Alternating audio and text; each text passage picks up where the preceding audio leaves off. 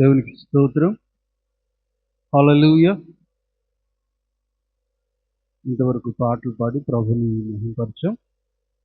ఈ సమయంలో దేవుని వాక్యాన్ని మనకు అందించడానికి దేవుని దాసులు మన మధ్యలోనికి వచ్చి ఉంటున్నారు. కానీ ప్రేమపూర్వకంగా ఆహ్వానిస్తున్నాం. దేవుని దాసులు కె. శామ్యూల్ డెన్నీ గారు వేదిక మీదకి రావాల్సిందిగా ప్రభు పేట మనవి చేస్తున్నాం. గత మే మాసంలో మన మధ్యలోనికి వచ్చారు. మనం అడగంగానే కాదనకుండా మరలా రెండో పర్యాయం మా మధ్యలోనికి వచ్చిన దేవుని దాసులకు ప్రత్యేక వందనాలు తెలియజేస్తూ ఉన్నాను. ఈ సమయంలో మన స్థానిక సేవకురాలు వచ్చి ప్రార్థన చేస్తారు. వాక్యం కొరకైన చిన్న ప్రార్థన చేస్తారు.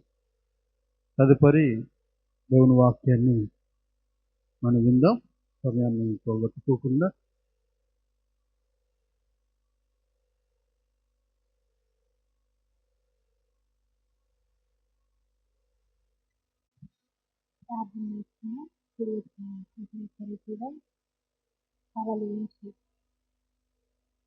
మోకరించగలిగిన ప్రతి ఒక్కరు కూడా మోకరించి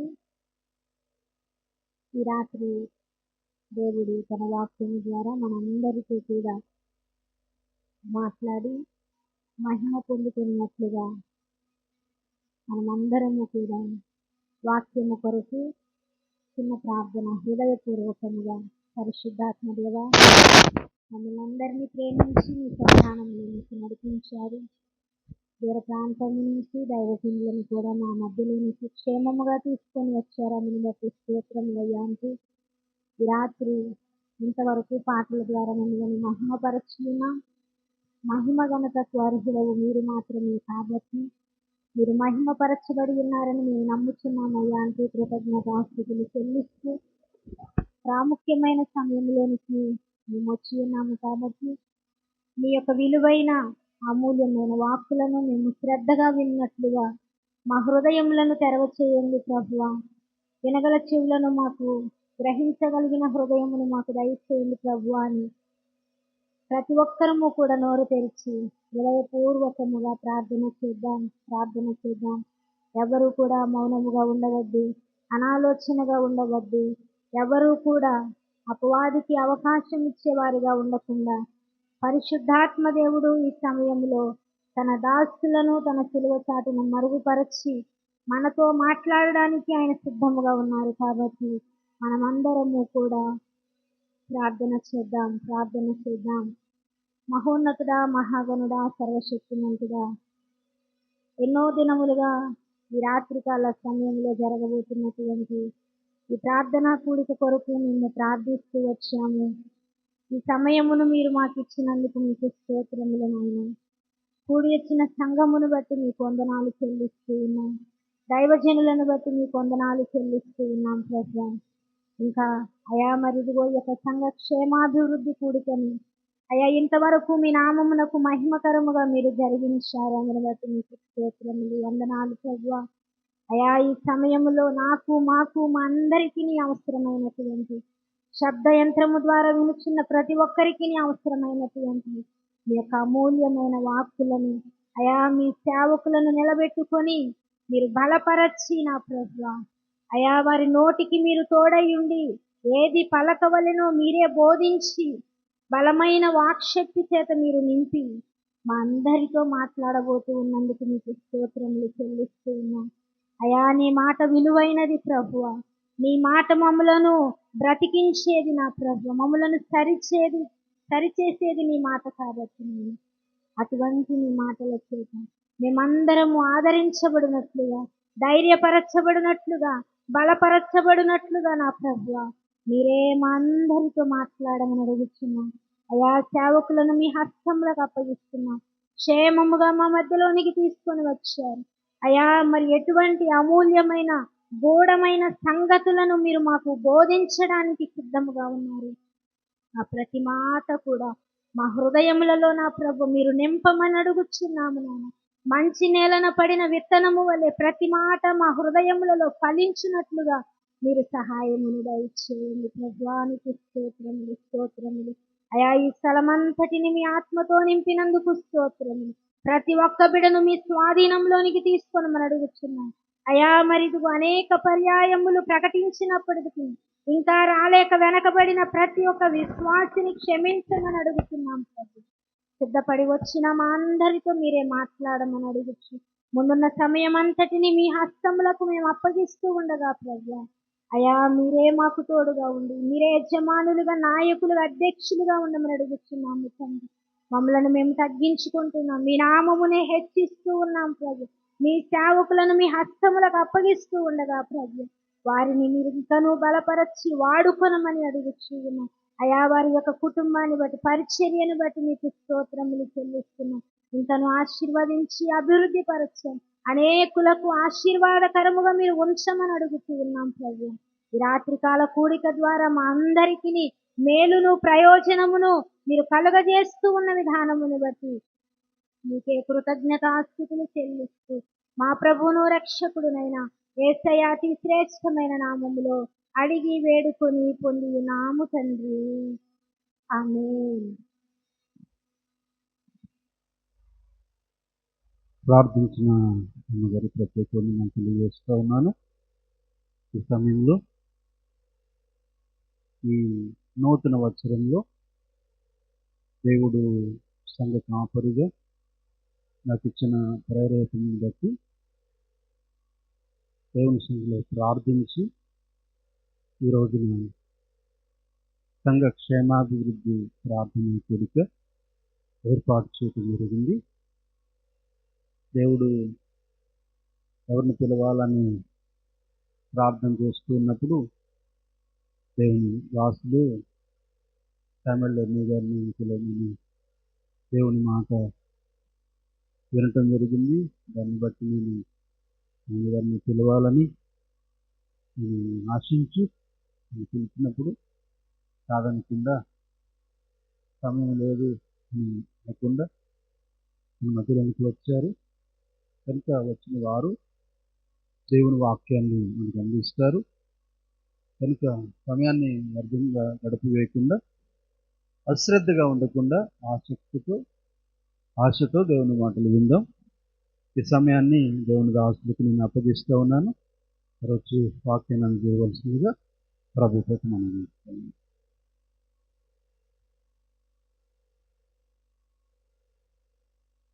దేవుని పరిశుద్ధ నామమునకు మహిమ కలుగును గాక. ఆమేన్ చెప్పండి అందరూ, గట్టిగా చెప్పాలి. నన్ను ప్రేమించి నన్ను ఆహ్వానించి ఈ సమయంలో మీ ఎదుట నిలవబెట్టి దేవుని యొక్క మాటలు మీతో పంచుకోవటానికి మరి ఒకసారి నాకు అవకాశం ఇచ్చినటువంటి దేవునికి ప్రత్యేక వందనాలు తెలియజేస్తున్నాను. అదేవిధంగా స్థానిక సంఘ కాపరి దైవజనులు అన్నగారు రవికుమార్ అన్న గారికి కూడా నా ప్రత్యేక వందనాలు తెలియజేస్తున్నాను. అన్నగారికి వందనాలు. సంఘ బిడ్డలందరికీ కూడా నా ప్రత్యేక వందనాలు. ఇంతకు ముందు మీ మధ్య వాక్య పరిచయం జరిగించిన వాళ్ళని మరలా ఈ రెండవ మారు కూడా ఎదుటి నిలబడి దేవుని మాటని పంచుకోవడానికి మరలా నన్ను ఆహ్వానించిన పెద్దలకు సంఘానికి అందరికీ కూడా వందనాలు తెలియజేస్తున్నాను. క్లుప్తంగా చెప్తాను. వాక్యం ఈ రాత్రి కూడా 6 విషయాలు చెప్తాను. వాక్యాన్ని నేను సాధ్యమైనంత వరకు నేను కవర్ చేయడానికి చేస్తాను. మీరందరూ శ్రద్ధగా ఆలోచించాలని ప్రభుత్వానికి మనవి చేస్తున్నాను. ఎందుకనంటే దేవుడు మాట్లాడినప్పుడు మనం వెంటనే నేర్చుకోవాలి. పాత నిబంధన కాలంలో ప్రభువు అరుదుగా మాట్లాడేవారు. దైవజనుడు వస్తున్నాడు అని అంటే రాజులు మొదలుకొని పేదవాని వరకు అందరి కళ్ళు ఆ ప్రాంతములో, ఆ స్థలములో నివసిస్తున్నటువంటి వేల లక్షల కళ్ళు ఆయన వైపు చూసేవి. ఆయన క్షేమ సమాచారంతో వస్తున్నాడా, దేవుని దగ్గర నుంచి ఏ సమాచారం తీసుకొని వస్తున్నాడని ఎదురు చూసేవారు. ఈ రోజుల్లో దేవుని మాటలంటే లెక్కలేవు, దేవుడు అంటే లెక్క లేదు. వాక్యం సులకనైపోయింది. దేవుని స్వరాన్ని వినే అనుభవం సంఘం పోగొట్టుకుంది. ఈ రోజున దేవుని యొక్క సన్నిధిలో మనందరం కూడా సంఘము దాని విలువ, దాని ప్రత్యేకతను మనం మర్చిపోయాం ఈ రోజున. కానీ అందుకని మరి ఒకసారి మీకు జ్ఞాపకం చేసి అసలు సంఘము అనేది ఎలా ఉండాలి, ఎలా ఉంటే సంఘము అనేది దేవుడు ఆశించిన స్థితిలో, స్థానంలో ఉంటుంది అనే విషయాలు మీరు వినేటువంటి వాక్యాలే చదువుతాయి మీకు. నేను ఎక్కడికి బయటికి వెళ్ళను. నేను అపోస్తల కార్యాల్లోనే ఉంటాను. నేను ఆ అపోస్తల కార్యాల్లో నుంచే పరిశుద్ధాత్మ దేవుడు మనతో ఏమి మాట్లాడాలని ఆశపడుతున్నాడో ఆ విషయాలను మీరు చెప్పడానికి ఆశపడుతున్నారు. ఇలా సంఘమా, అపోస్తల కార్యాలు 9వ అధ్యాయం 31వ వచనాన్ని చూద్దాం. అపోస్తల కార్యాలు 9వ అధ్యాయం 31వ వచనం.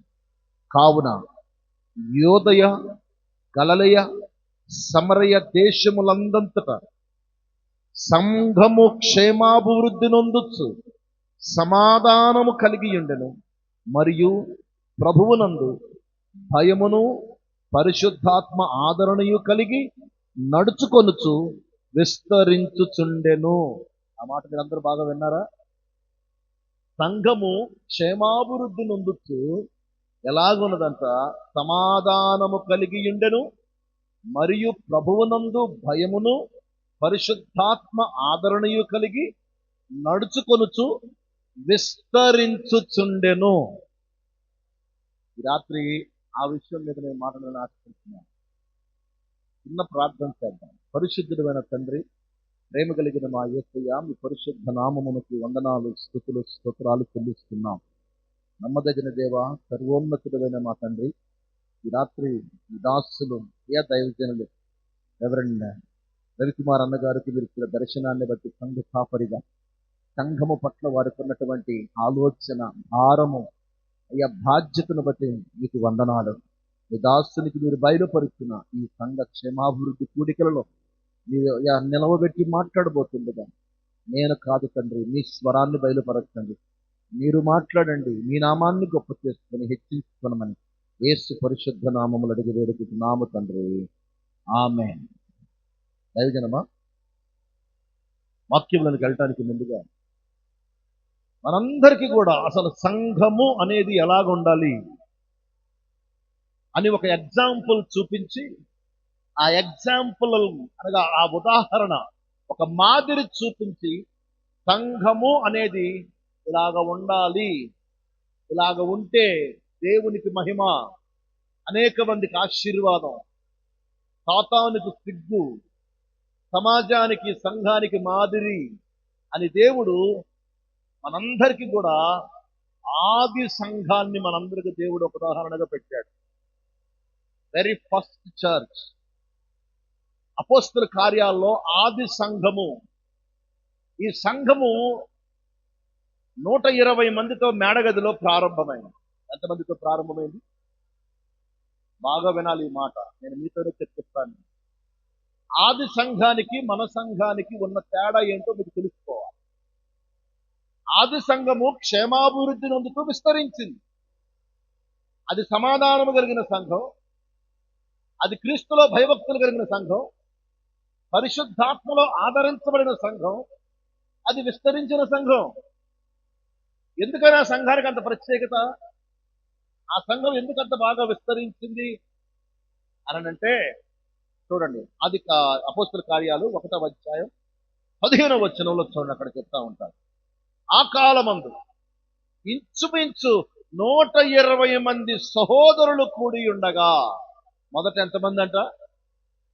120 మంది. గుర్తుపెట్టుకోవాలి, ఈ నెంబర్ గుర్తుపెట్టుకోవాలి. ఆ సంఘం ప్రారంభమైనప్పుడు ఎంతమంది ఉన్నారు? అందులో 120 మంది ఉన్నారు. పెద్ద నెంబరే, అవునా? పెద్ద నెంబరే. ప్రభువారు ప్రారంభం చేసిన సంఘంలో 12 మందే. ఎంతమంది? 12 మంది. 12 మంది 120 మంది అయ్యారు. 12తో ప్రారంభమయ్యి 120కి వచ్చింది. క్రీస్తు 12, 120 నెంబర్ గుర్తుంటుందా? యేసు ప్రభువారు ఆయన పిలిచిన 12 మంది, 12 మంది శిష్యులు, తర్వాత 120 మంది. ఆ తర్వాత ఇదే అపోస్తల కార్యాలు 2వ అధ్యాయం 41వ వచనంలో చూడండి. కాబట్టి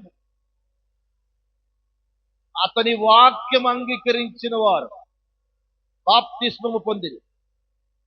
ఆ దినమందు ఇంచుమించు 3,000 మంది. ఎంతమంది అంట? ఒకటి, రెండోదంట 12, 120, 3,000. అవునా? ఈ 120కి 3,000కి మధ్యలో 500 మంది కూడా ఉంది. అయితే అపోస్తల కార్యాల్లో రాయలేదు, కానీ కొరింథీయులకు రాసిన మొదటి పత్రికలో అపోస్తలుడైన పౌలు 15వ అధ్యాయం 6వ వచనంలో చెప్తాడన్నమాట. 15వ అధ్యాయం 6వ వచనంలో చెప్తాడన్నమాట. చదువుతారా ఎవరైనా? ఎంతమంది అంట? 500 కంటే ఎక్కువే. దేవుడు ఎందుకు అక్కడ నెంబర్ రాయలే కరెక్ట్ గా? ఇక్కడ 120 మంది రాశాడు, 3,000 మంది రాశాడు, కానీ 500 కన్నా ఎక్కువే అన్నాడు.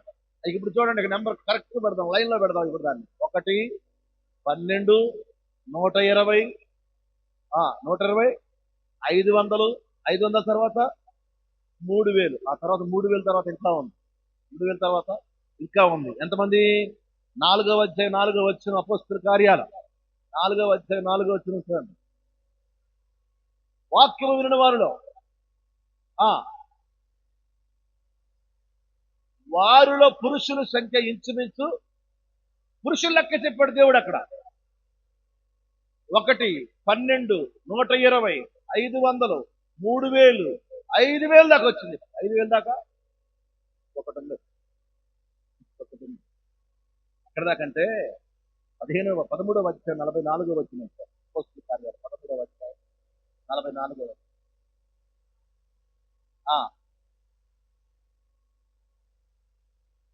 ఆ పట్టణమంతయు అన్నారన్నమాట.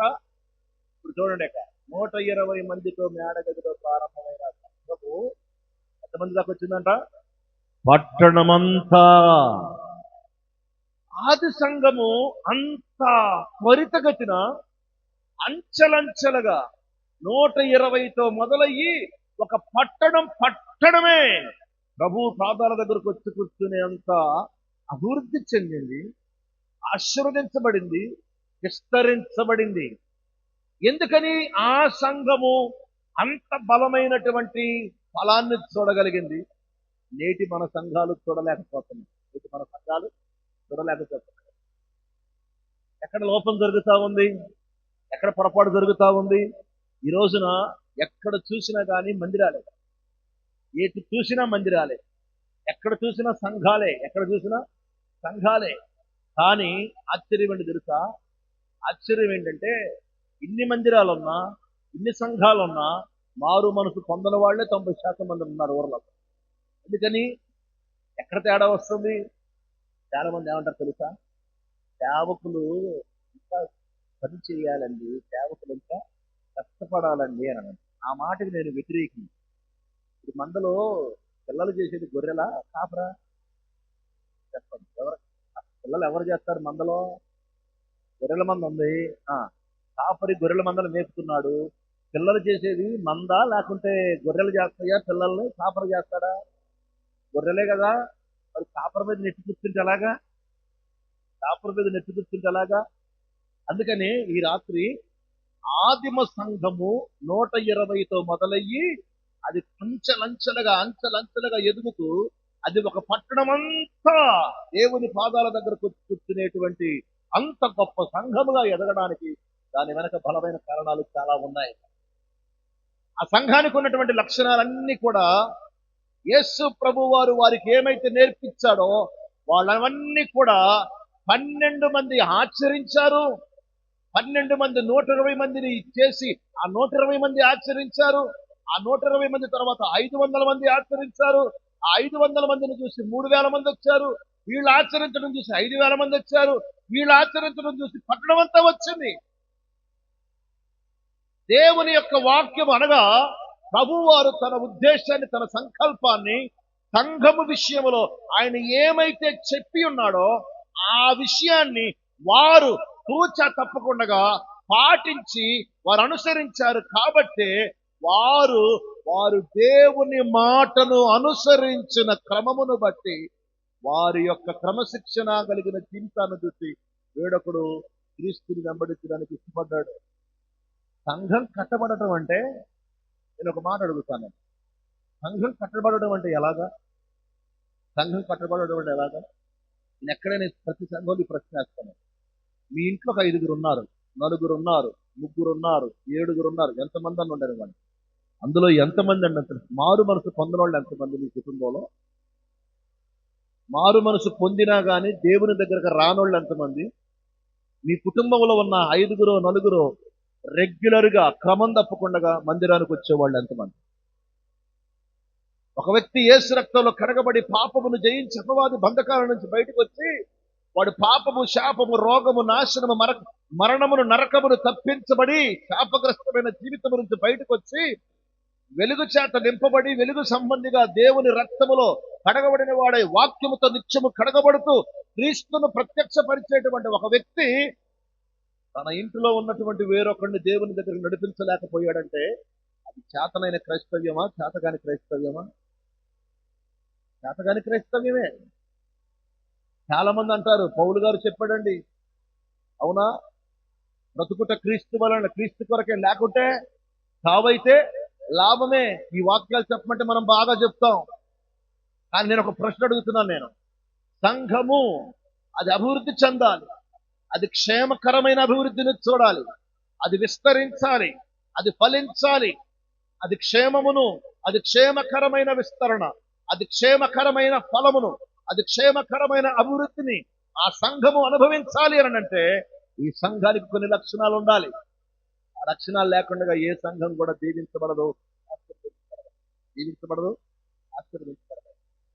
చాలా సంఘాల్లో ఎవరికి వాళ్ళే నేను ప్రార్థనకు పోయేస్తా, చర్చికెళ్తా, మైకి మోగుతుంది, అయ్యగారు వచ్చారంట, గబగబా వెళ్తా అని చెప్పేసి పరిగెత్తుకొచ్చే వాళ్ళే ఉంటారు. కానీ రండి అందరం వెళ్దాం, ఇంటికి తాళం వేసి మందిరానికి వెళ్దాం రండి, ఆరాధనకు వెళ్దాం రండి, దేవుని దగ్గరికి వెళ్దాం రండి అనే మాట నీ నోటికి ఎప్పుడన్నా వచ్చిందా? నీ నోటికి ఎప్పుడన్నా వచ్చిందా? మరి రానప్పుడు మరి ఏంటి దేవుని దగ్గర నీ ప్రార్థనలు, నీ ఒప్పందాలు, నీ తీర్మానాలు ఎవరి కొరకు? ఇవన్నీ ఎవరిని బ్రతికించడానికి, ఎవరిని మెప్పించడానికి? వాక్యక్రమమైన దేవునికి మహిమకరమైన తీర్మానాలు, ఆలోచనలు, దేవునికి అనుకూలమైన మాటలే మన నోటికుంటా. మన కుటుంబం పట్ల మనకు భారం ఉందా? మన కుటుంబం పట్ల మనకు బాధ్యత ఉందా? మనం సంఘములో ఉన్నాము అని అంటే అది దేవుని శరీరము కదా, అది పరిశుద్ధమైనది, పవిత్రమైనది, నిర్దోషమైనది, నిష్కలంకమైనది. ఈ సంఘము అనగా దేవుని శరీరములో అవయవముగా ఉన్నటువంటి వాడు ఫలించాలి, వాడు విస్తరించాలి, వాడు అభివృద్ధి చెందాలి, వాడు క్రీస్తు భయములో, పరిశుద్ధాత్మ ఆదరణలో ఫలించాలి, విస్తరించాలి, అభివృద్ధి చెందాలి. మరి ఈ లక్షణాలు మనలో ఉన్నాయా? క్రైస్తవ్యాన్ని ఆచారంగా చేసేశారు చాలా మంది. మందిరానికి వెళ్ళటం అంటే ఆచారం, సిద్ధపాటు ఉండదు. మందిరానికి వెళదామంటే సిద్ధపాటు ఉండదు. మందిరానికి వెళదామంటే, ఆరాధనకు వెళదామంటే ఎలాగుంటే అలాగ పరిగెత్తుకుని రావటమే, ఎలాగుంటే అలాగ పరిగెత్తుకుని రావటమే. కానీ ఇంటి దగ్గర మోకరించి, ప్రభువా నేను నీ సన్నిధికి వస్తున్నాను, ఈ రోజు నన్ను దర్శించు, నాతో మాట్లాడు, నన్ను దర్శించయ్యా అని దేవుణ్ణి అడిగి, ప్రభువుని అడిగి, ప్రభు యొక్క అంగీకారంతోనే మన మందిరంలోకి వస్తున్నావా? ఆది సంఘానికి ఈ సంఘానికి ఉన్న తేడా ఏంటంటే మన సంఘాలకి వినసేవకునే, ప్రస్తుత సంఘానికి, ప్రస్తుత క్రైస్తవ్యానికి, అపోస్తుల కార్యములో ఉన్న ఆది సంఘానికి తేడా ఏమిటంటే వారు 12 మంది నుంచి పట్టణమంతా మారు మనసు పొందే స్థితికి వెళ్ళారు. ఈ రోజున పట్టణమంతలో ఆ స్థితి నుంచి ఈ రోజున 12 మందికి వచ్చే స్థితికి వస్తా ఉంది. నేను ఒక ప్రశ్న అడుగుతాను. నువ్వు చనిపోయిన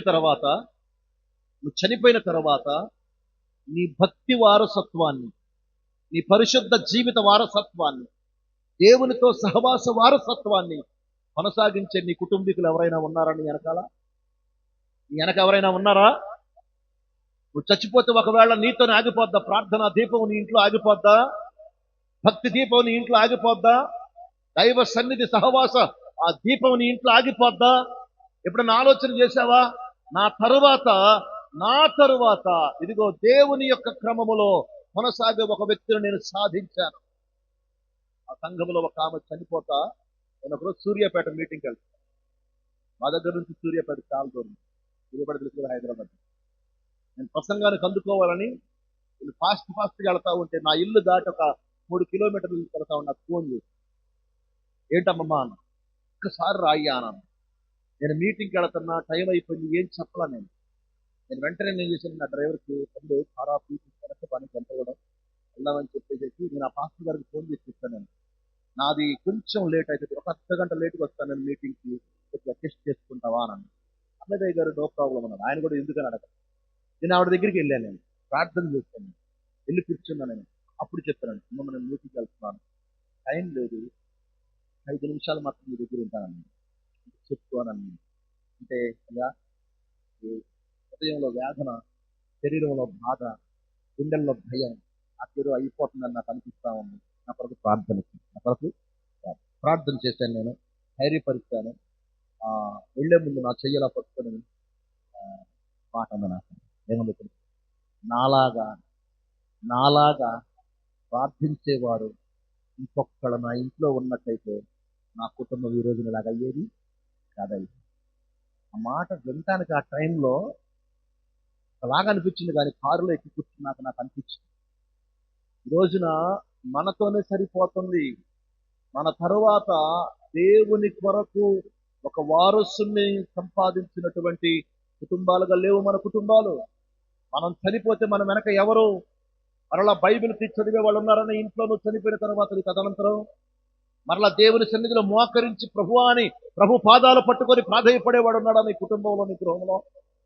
దేవుని సన్నిధి సహవాసాన్ని, సహాయాన్ని పరలోకములో నుంచి దింపగలిగిన వాడు ప్రార్థనా యోధులు ఉన్నారా నీ గృహంలో, నీ కుటుంబంలో? ఈ రోజున ఎటుపోతుంది మన క్రైస్తవ విశ్వాస జీవితం? పట్టించుకోవటం లేదు, శ్రద్ధ లేదు, ఆలోచన లేదు. అందుకని ఈ రోజున మన క్రైస్తవ కుటుంబ జీవితాల్లో, సంఘ సహవాస జీవితాల్లో మనము పేరుకు మాత్రము జీవించుతున్న వారముగా ఉన్నాం, కానీ మనం చచ్చిన వారం అనే వాక్యం చెప్తా ఉంది. మన భక్తి వల్ల మన కుటుంబానికి ఉపయోగం లేదు, మన భక్తి వల్ల దేవునికి మహిమ లేదు మన కుటుంబంలో, మన గృహములో. మన ప్రార్థనా జీవితం వల్ల దేవునికి మహిమ లేదు మన కుటుంబంలో, మన గృహములో. మన ప్రార్థన, మన దేవునితో సహవాస జీవితం వల్ల మన కుటుంబానికి, మన గృహానికి దేవునికి మహిమే ఉంది మన కుటుంబాల్లో, మన గృహాల్లో. ఏముంది చెప్పండి?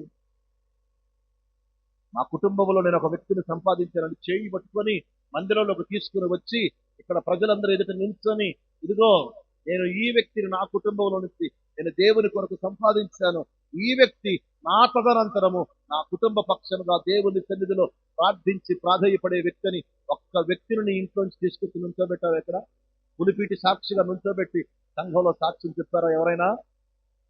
సంఘం ఎలాగా అభివృద్ధి చెందుతుంది? దేవునికి మహిమ ఎలా వస్తుంది? సంఘము అంటే దేవుని యొక్క శరీరము కదా, అవయవము కదా. ఈ అవయవము పనిచేయక చచ్చుపడిపోయిన అవయవం లాగా, జీవము లేనటువంటి అవయవం లాగా, కుళ్ళిపోయిన అవయవం లాగా, కుష్ఠరోగం వచ్చిన అవయవం లాగా ఉంటే దీనివల్ల దేవునికి ఏంటి ఉపయోగం? దీనివల్ల దేవునికి ఏంటి లాభం? అంటే ఆలోచన చేసామా మనము? సంఘము క్షేమముగా ఉండాలి, సంఘము దీవించబడాలి, విస్తరించాలి, ఆశీర్వదించబడాలి, ఫలించాలి, అది క్షేమకరమైనదై ఉండాలి. అలా ఉండాలి అంటే దేవుడు ఏం చెప్తున్నాడు తెలుసా? క్రీస్తు భయము నీలో ఉండాలి. క్రీస్తు భయము నీలో, దేవుని భయం విడిచింది ఈ రోజున క్రైస్తవ్యం. దేవుడంటే భయం లేదు, దేవుడంటే లెక్క లేదు, దేవుడంటే మర్యాద లేదు, దేవుడంటే గౌరవం లేదు, దేవుడంటే అల్లాటప్పగా ఆడతా పాడతా సరదా అయిపోయింది. ప్రార్థనలు అంటే ఈ రోజున క్రైస్తవ్యానికి విలువ లేకుండా అయిపోయింది. దేవుడు అని అంటే ఆయన సర్వశక్తి గల దేవుడు, ఆయన సర్వ సృష్టికర్త అయినటువంటి దేవుడు, ఆయన సర్వాధికారి అయిన దేవుడు, ఆయన మహోన్నతమైనటువంటి వాడు, పరిశుద్ధుడైనటువంటి వాడు. ఆయన వంటి వాడు లేడు, వేల్పులలో ఆయన వంటి వాడు లేడు, పరిశుద్ధతలో మహనీయుడు ఆయన. ఆయనను పోలిన వాడు ఇంకెవడం లేడని అంత గొప్ప దేవుని కలిగినటువంటి మనము ఆయనకు లెక్క లేకుండా, మర్యాద లేకుండా, విలువ లేకుండా, గౌరవం లేకుండా ఆడతా పాడతా సరదాగా గడిపేస్తున్నాం మనం దేవుని సంఘంలో. నిజం కాదా ఇది? అబద్ధమా? నిజమే కదా, నిజమే కదా, నిజమే. దేవుని వాక్యాల్లో నీకు ఎన్ని వాక్యాలు వచ్చారో అడిగారు అనుకోండి. ఎప్పుడన్నా సంఘంలో నీకు ఎవరైనా అడిగారు అనుకోండి, నీకు ఎన్ని కంటత వాక్యాలు వచ్చారో ఎవరైనా అడుగుతుంది, ఏమంటారు తెలుసు? మనలో చాలా మంది అయ్యగారు ఒక పాట వచ్చి దాన్ని చూడకుండా పాడతారు, కానీ వాక్యం మాత్రం పాటల పరలోకానికి తీసుకెళ్ళవమ్మా. తీసుకెళ్ళేది ఏంటిది? వాక్యం. పాటల పరలోకానికి తీసుకెళ్తాయి అంటే నేను కూడా ఎప్పుడో బైబిల్ వదిలిపెట్టేవాడిని. నేను కూడా ఎప్పుడు బైబిల్, అవునా? ప్రభువును ఆరాధించటానికి, ప్రభువును స్తుతించటానికి, ప్రభువును కొనియాడటానికి, ప్రభువును పొగడటానికి. స్తుతించటం అంటే పొగడటం. పాటలు కావాలి, మాటలు కావాలి. ఆ మాటలతో కూడిన పాటలు వాక్యంలో నుంచే వస్తాయి. ఈ రోజున ప్రతి పాట దేవునికి మహిమకరమైనది కాదు, ప్రతి మాట దేవునికి మహిమకరమైనది కాదు. మన జీవితాల్లో, మన కుటుంబాల్లో వాక్యమును ఎరిగినవాడు, వాక్యమును గ్రహించినవాడు, దేవుని మనస్సు ఎరిగినవాడు.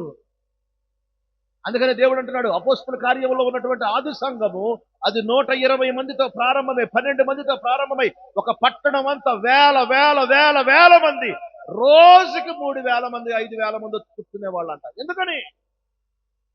ఇంతకు ముందు దేవుణ్ణి అంగీకరించిన వాడు జీవితాన్ని చూశారు వాళ్ళు.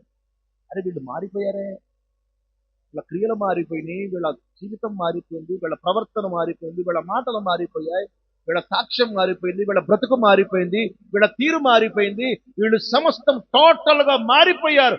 ఏంటి వీళ్ళ వీళ్ళ ప్రత్యేకత ఏమిటి? వీళ్ళు జీవిస్తున్న క్రమము చాలా భిన్నంగా ఉంది, చాలా బాగుంది, ఇది ఇది ఆమోదయోగ్యమైనది, ఇది చాలా మేలుకరంగా ఉంది. దీనివల్ల మనుషులకు మేలు, సమాజానికి మేలు, అందరికీ మేలు. ఇటువంటి మంచి జీవితము, ప్రత్యేక జీవితము, ఆకర్షించబడుతున్న జీవితము ఎక్కడ నేర్చుకున్నారు వీళ్ళు? ఎక్కడ తెలుసుకున్నారు? దేవుని సన్నిధిలో. ఎక్కడ? అందుకని అపోస్తల కార్యాలు 8వ అధ్యాయం 8వ వచనం అంటాడు ఆయన, అపోస్తల కార్యాలు 8వ అధ్యాయంలోనే, క్షమించండి 11వ అధ్యాయము 26వ వచనంలో ఒక మాట అంటాడు. ఆయన అంటాడు, మొట్టమొదట అంతియొకయలో శిష్యులు క్రైస్తవులనబడిరి. విన్నారు ఈ మాట? ఎక్కడున్న శిష్యులట? అంతియొకయలో శిష్యులు క్రైస్తవులనబడిరి. శిష్యులుగా ఉన్నవారు క్రైస్తవులు అనబడ్డారు. ఎందుకని వీళ్ళు క్రైస్తవులు అనబడ్డారు కనుక? వీరు క్రీస్తును పోలి నడుచుకున్నారు కాబట్టి. ఏం చేశారు వీళ్ళు? ఎవరిని పోలి నడుచుకున్నారు? ఏముందండి క్రీస్తులో నువ్వు నేర్చుకున్నది ఏంటంటే, మీరు ఏం చెప్తారు తక్కువ ఎవరైనా కానీ, క్రీస్తులో నువ్వు నేర్చుకున్నది ఏంటి అంటే, నీ దగ్గర ఆన్సర్ ఉంటుందా? ఆన్సర్ ఉంటుందా? ఉండదు. ఎందుకని? ఇప్పుడు మనం అంత లోతుగా ఆలోచన. అవునా? క్రీస్తులో యేసయ్య దగ్గర నేను ప్రేమ అంటే ఏంటో నేర్చుకున్నా, యేసయ్య దగ్గర నేను క్షమించడం అంటే ఏంటో నేర్చుకున్నాయ్యా, యేసయ్య దగ్గర నేను భరించడం అంటే ఏంటో నేర్చుకున్నాయ్యా, యేసయ్య దగ్గర నేను తగ్గింపు అంటే ఏంటో నేర్చుకున్నాయ్యా, యేసయ్య దగ్గర నేను సమర్పణ అంటే ఏంటో నేర్చుకున్నాయ్యా, యేసయ్య దగ్గర విధేయత అంటే ఏంటో నేర్చుకున్నాయ్యా. యేసయ్య తప్ప వీటన్నిటికీ మాదిరి అయిన మనుష్యుడు భూమి మీద లేడు లేడు లేడు. కాబట్టి యేసు దగ్గర నేను నేర్చుకున్నవి చాలా ఉన్నాయి అని యేసయ్య దగ్గర నేర్చుకున్న వాటిని అందరూ చూసి, ఏంట్రా యేసుక్రీస్తుని మనం చంపామనుకున్నాం కదా, సిలువ వేసామనుకున్నాం కదా, యేసుక్రీస్తు లాగానే వీళ్ళందరూ నడుచుకుంటున్నారు. ఆయనలో వీళ్ళందరిని చూస్తే ఆయన చూసినట్టే ఉంది. వీళ్ళందరి ప్రవర్తన, మాటలు, క్రియలు, చేష్టలు వీళ్ళందరూ కూడా ఆయననే జ్ఞాపకం చేస్తున్నారు, ఆయనే గుర్తొస్తున్నాడు. కాబట్టి వీళ్ళందరూ క్రీస్తును, చంపబడిన క్రీస్తును పోలి నడుచుకుంటున్నారు. కాబట్టి వీరు క్రీస్తు అనుచరులు, క్రైస్తవులు అని వీరికి పేరు. ఈరోజు మనం చెప్పుకుంటే తప్ప మనల్ని క్రైస్తవులు అని పిలిచేది ఎవరు ఉన్నారా? ఉన్నారా? లేరు. ఎందుకని? మనం నడుచుకుంటే ఎవడన్నా గుర్తుపడతాం. అవునా సార్? మనం నడుచుకుంటే సమాజంలో క్రీస్తు లాంటి ప్రవర్తన, క్రీస్తు లాంటి మాట. అవునా? బైబిల్ తీయద్దుగానే శ్రద్ధగా వినండి, నేను చెప్తాను, టైం ఎక్కువ లేదు కాదు. లూకాసు వార్త 5వ అధ్యాయంలో యేసు ప్రభు గురించి ఒక మాట అంటూ ఉంటాడు, ఆయన నోటి గుంట వచ్చే దయగలిగిన మాటలు వినడానికి అనేక మంది తమ రోగములు కుదుర్చుకోవడానికి, దెయ్యములను పోగొట్టుకోవడానికి ఆయన దగ్గరకు అనేక మంది వచ్చేవారట. ఆయన నోటి గుంట వచ్చే దయగలిగిన మాటలు. యేసయ్య నోటి గుంట ఏ మాటలు వచ్చాయి? మనకి కొక్కెర మాటలు, బూతులు, జోకులు, సరసోక్తులు, సరదాలు, సినిమా పాటలు, ఇకిలి మాటలు, అవునా, కొల్లగొండి మాటలు, అబద్ధాలు, పంపల్లో చుచ్చులు పెట్టడం, చుట్లు ముడేయటం, సంసారాలు ఆగం చేయటం, ఈ మాటలు తప్ప వేరే మాటలు వస్తాయా? మాకు ఇంకోటి ఏమనుకుంటుంది, మీరు ఆన్లైన్ ఎక్కడ చూసుకోండి, ఎక్కడ నుంచి. క్రైస్తవుల్లో ఎక్కువ ఉంది, క్రైస్తవుల్లో మీ బుద్ధులు. ఎందుకని? ఒకప్పుడు క్రైస్తవ్యం చాలా మాదిరి అయిన క్రైస్తవ్యంగా ఉంది. మరి ఇప్పుడు క్రీస్తు వలె మాట్లాడగలుగుతున్న వాడు ఉన్నాడా? క్రీస్తు వలె ప్రేమ కనబరిచేవాడు. అందుకని అంటున్నాడు, వారు యేసు క్రీస్తునందలి భయము వారిలో ఉందట. అది క్షేమాభివృద్ధి నందటానికి గల కారణము అది విస్తరించడానికి గల కారణము, అది ఫలభరితమైన సంఘముగా ఉండడానికి గల కారణము, అది అంత గొప్పగా ఆశీర్వదించబడిన కారణం ఏంటంటే యేసు క్రీస్తు భయము ఉంది వాళ్ళల్లో. పరిశుద్ధాత్మ ఆదరణ అంటే ఏంటి తెలుసా? పరిశుద్ధాత్మ ఆదరణ అంటే దేవుని నడిపింపు ఉంది వాళ్ళకి. దేవుని నడిపింపు ఉంది, దేవుని నడిపింపు. అందుకని ఈ ఆది సంఘాన్ని దేవుడు మనకు మాదిరి చూపించి, సంఘమా నేటి క్రైస్తవ సంఘాలు ఇదిగో ఈ సంఘాన్ని పోలి నడుచుకోవాలి, ఈ సంఘాన్ని అనుసరించి నడుచుకోవాలి. అప్పుడు ఆ సంఘము కూడా దేవుని కొరకు బలమైన క్షేమాభివృద్ధి కలిగిన సంఘముగా, అవునా? చెప్తాను నేను 6 విషయాలు చెప్తాను, నేను క్లుప్తంగా చెప్పేస్తాను, గుర్తుపెట్టుకోండి. అందులో మొదటిది ఏమిటంటే 4వ అధ్యాయం 31వ వచనం చూడండి. ఇప్పుడు చూడండి బైబిల్ 4వ అధ్యాయం 31వ వచనం చూడండి.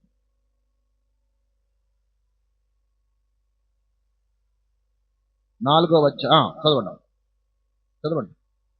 ఆ, ఆ, ఆ, ఆ, ఆ, 32వ వచనం కూడా. ఆ, ఆ, విశ్వసించిన వారందరూ ఏక హృదయమును, విన్నారు ఈ మాట? విశ్వసించిన వారందరికీ ఏ హృదయం ఉందట? ఏక హృదయమును. అంటే ఆ ఆ తల్లి సంఘం అది మనందరికి. ఏ సంఘం అది? తల్లి సంఘం. అపోస్తల కార్యాల్లో ఉన్న మొదటి సంఘం ఏ సంఘం అది మనకి? తల్లి సంఘం, ఆదిమ సంఘం, మాదిరి అయిన సంఘం, పునాది అయిన సంఘం, ఏ పేరున పెట్టుకోను దానికి. ఆ సంఘానికి ఉన్న మొదటి లక్షణం ఏంటంటేనంట, వారు ఏక మనసు ఏకాత్మ కలిగిన సంఘం అంట. ఏంటి దాని అర్థం? ఏంటంటే దాని అర్థమైనా మీకు? ఏక మనసు ఏకాత్మ కలిగిన సంఘం ఏంటో తెలుసా? పరిశుద్ధాత్మ దేవుని యొక్క ఆలోచన ఏదై ఉందో ఇక్కడ నిలవబడి బోధించే సేవకుడికి అదే, వినుచున్న సంఘానికి అదే. అనగా సంఘము, సేవకుడు, దేవుడు, దేవుడు, సేవకుడు, సంఘము, దేవుడు, సేవకుడు, సంఘము ఒకటే మనస్సు, ఒకటే ఆలోచన. అంతేగాని దేవుడు చెప్పిన దాన్ని సేవకుడు చెబితే దానికి వ్యతిరేకంగా ఆలోచన చేయటం, వ్యతిరేకంగా మాట్లాడటం ఏక మనసు కాదు, ఏకాత్మ కానే.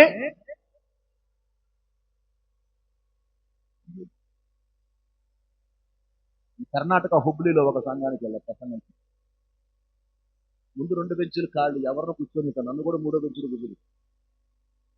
నాకు ఆశ్చర్యం వేసింది, నాకు నవ్వు వచ్చింది. ఏంటా 2 బెంచీలు వదిలిపెట్టి 3వ బెంచీలో కూర్చోబెడతారు, ఏంటా 2 బెంచీల్లో ఏంటి సంగత అంటే? ఈ చర్చికి ప్రధానమైన వాళ్ళు వస్తారు, ఆడే కూర్చోవాలి ఆ బెంచీలో, ఎవరు కూర్చోడానికి లేదు. అవునా, ఓకే సరే మంచిదే అనుకున్నాను. నేను అట్లా కూర్చోను. వాళ్ళ 6 అన్నదమ్ములు వచ్చారు, కూర్చున్నారు. కూర్చున్న తర్వాత అది పాస్టర్ గారు పాటలాపు ఆ పలానానికి వాక్యం అని చెప్తా ఉన్నారు. నేను చూశాను, నేను పాస్టర్ గారికి మెసేజ్ పెట్టాను. సంఘంలో నేను ప్రసంగం, నేను సారీ బ్రదర్ నేను బయటకు వెళ్తాను నేను అన్నాడు. నువ్వు బయటికి వెళ్ళిపోతే నన్ను గాలి చేస్తారు, నువ్వు బయటికి వెళ్ళిపోతే నన్ను గాలి చేస్తారు, అందరి దగ్గర తుపాకులు ఉన్నాయి, నువ్వు వెళ్ళమాక దయచేదా. నాకు అవి చూస్తే చచ్చేంత రోషం, నాకు అట్లాంటి చేసేవాళ్ళు చచ్చిపోవాలి ఎవరన్నా మందిరాలు, నాకు చచ్చేంత రోషం. నేనేమో ఆయన్ని మెసేజ్ పెడతాను, నో మీకు ఒప్పుకోనేనంటే నీకు అన్నం పెడతాను, కాలు మొక్కుతాను, ఉండయ్య గారు నువ్వు బయటికి వెళ్ళమాక అంటున్నారు. ఎందుకో చెప్పమంటారు ఈ మాట? నేను ఎందుకు చెప్తున్నా తెలుసు? ఉదాహరణ, సంఘము అంటే క్రీస్తు అందరినీ సమానంగా ప్రేమించాడు, అందరినీ సమానంగా క్షమించాడు, అందరినీ సమానంగా అంగీకరించాడు, అందరినీ సమానంగానే చూస్తాడు. There is an equality in the sight of God. దేవుని దృష్టిలో అందరూ సమానమే. ఇక్కడ వేరియేషన్స్ లేవు.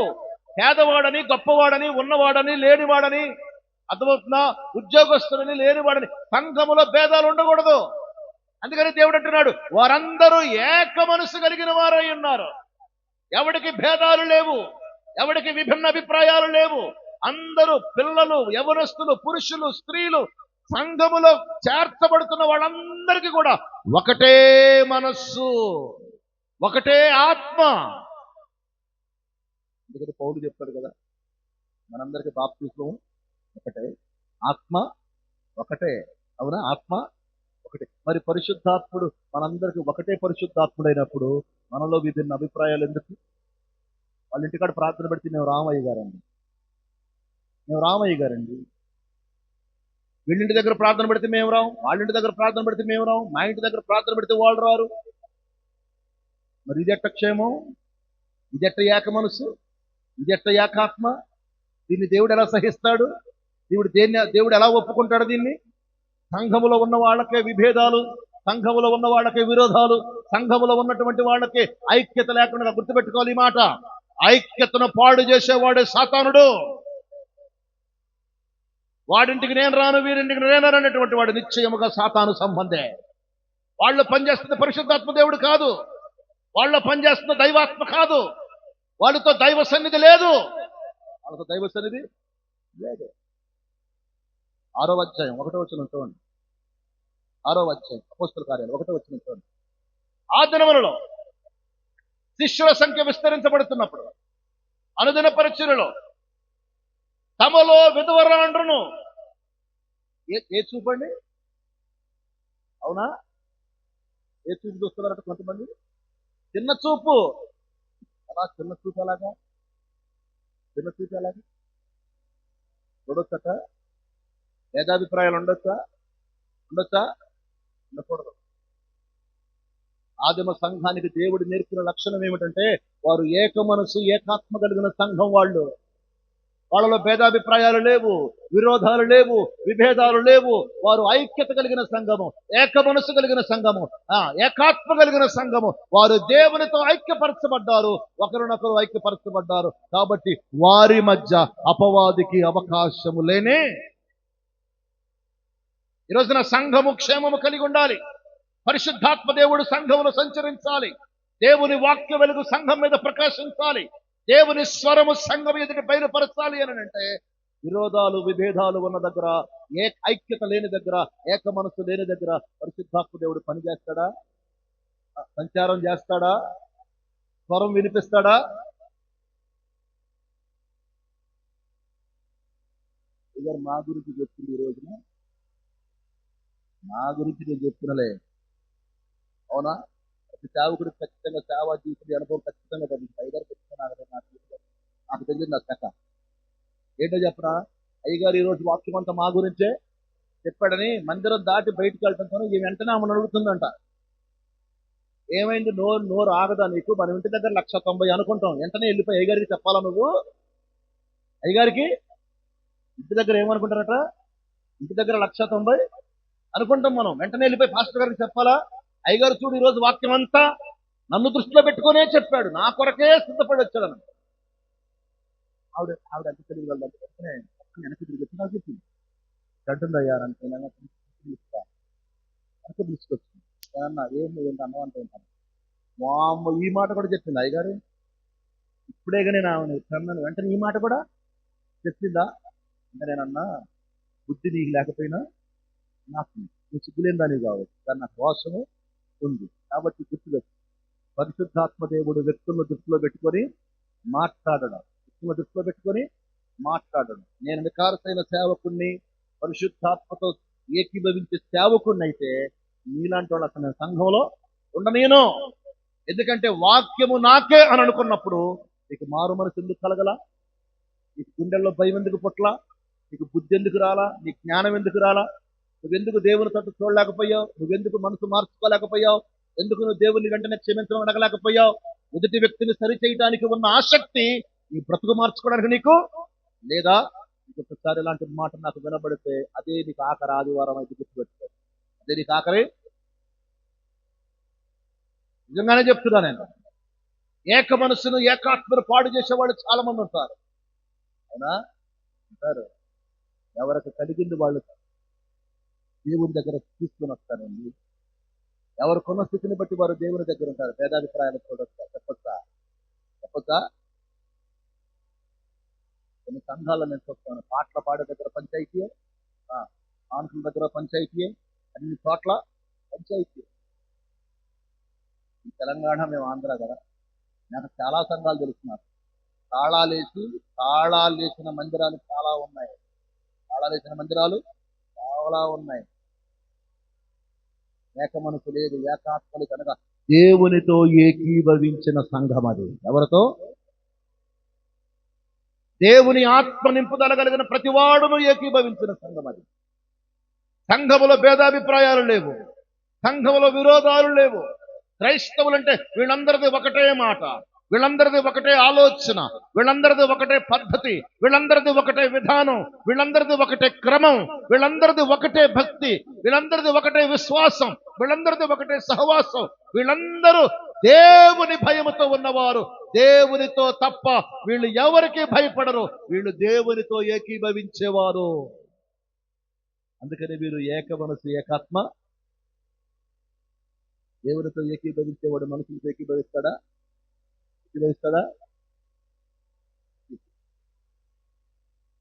అది మొదటి మాట. క్లుప్తంగా చెప్పేస్తున్నాను. మొదటి లక్షణం చూసాక రెండో లక్షణాలకు వెళ్దాం. ఈ సంఘానికి ఉన్నటువంటి రెండవ లక్షణం ఏమిటాయంటే 2వ అధ్యాయం 42వ వచనం చూడండి. 2వ అధ్యాయము 42వ వచనం చూడండి. అపోస్తలుల బోధ యందును సహవాసమందును రొట్టె విరుచుట యందును ప్రార్థన చేయుట యందును ఎడతెగక ఉండిరి. మొదట దేవునితో ఏకీభవించిన సంఘము, ఏక మనస్సు ఏకాత్మ కలిగిన. అయ్యగారు వివరిస్తారులే తర్వాత, నేను క్లుప్తంగా చెప్తున్నాను కానీ మీరు వివరించండి అయ్యగారు తర్వాత. రెండవ లక్షణం ఏంటో తెలుసా వీళ్ళకున్నది? రెండో లక్షణం ఏంటో తెలుసా వాళ్ళకున్నటువంటిది? వారు ఎడతెగక అన్నిట్లో వారు ప్రార్థన బోధ యందు, సహవాసమందు, రొట్టె విరుచుట యందు, ప్రార్థన యందు ఎడతెగక ఉన్నారంట. ఎడతెగక అంటే ఏంటో తెలుసా? ఆబ్సెంట్స్ లేవు వాళ్ళకి. ఈ కన్నయ్య గారు పనికాహార పత్రం స్వాతిహార పత్రం ఉందా? ఇప్పుడు మానేశారా?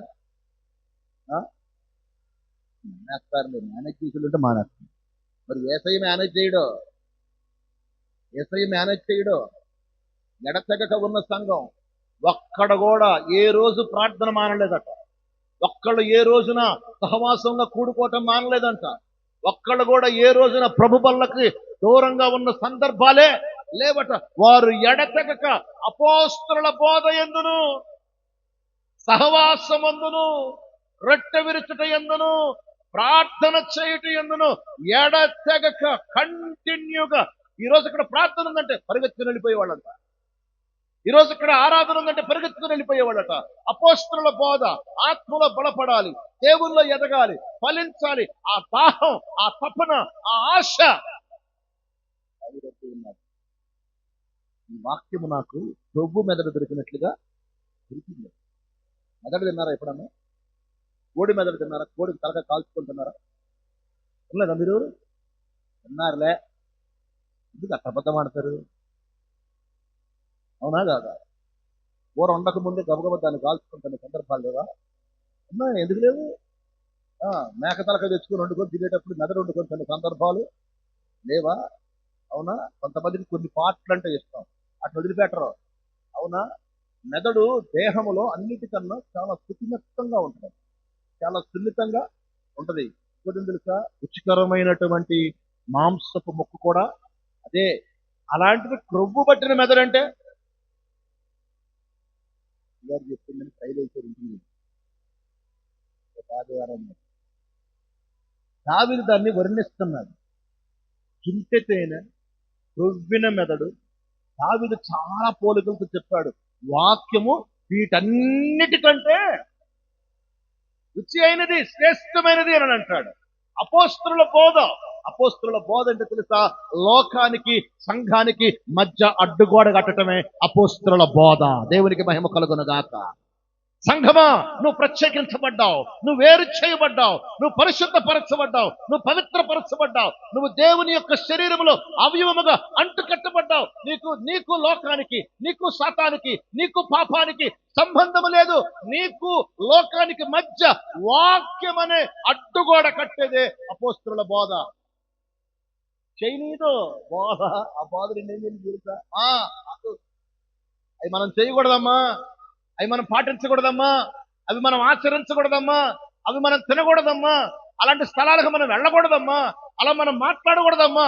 ఇదే అపోస్తలుల బోధ. దేన్ని బట్టి చెప్తాడు దైవజనుడు ఈ మాటలు? దేన్ని బట్టి? వాక్యాన్ని బట్టే కదా.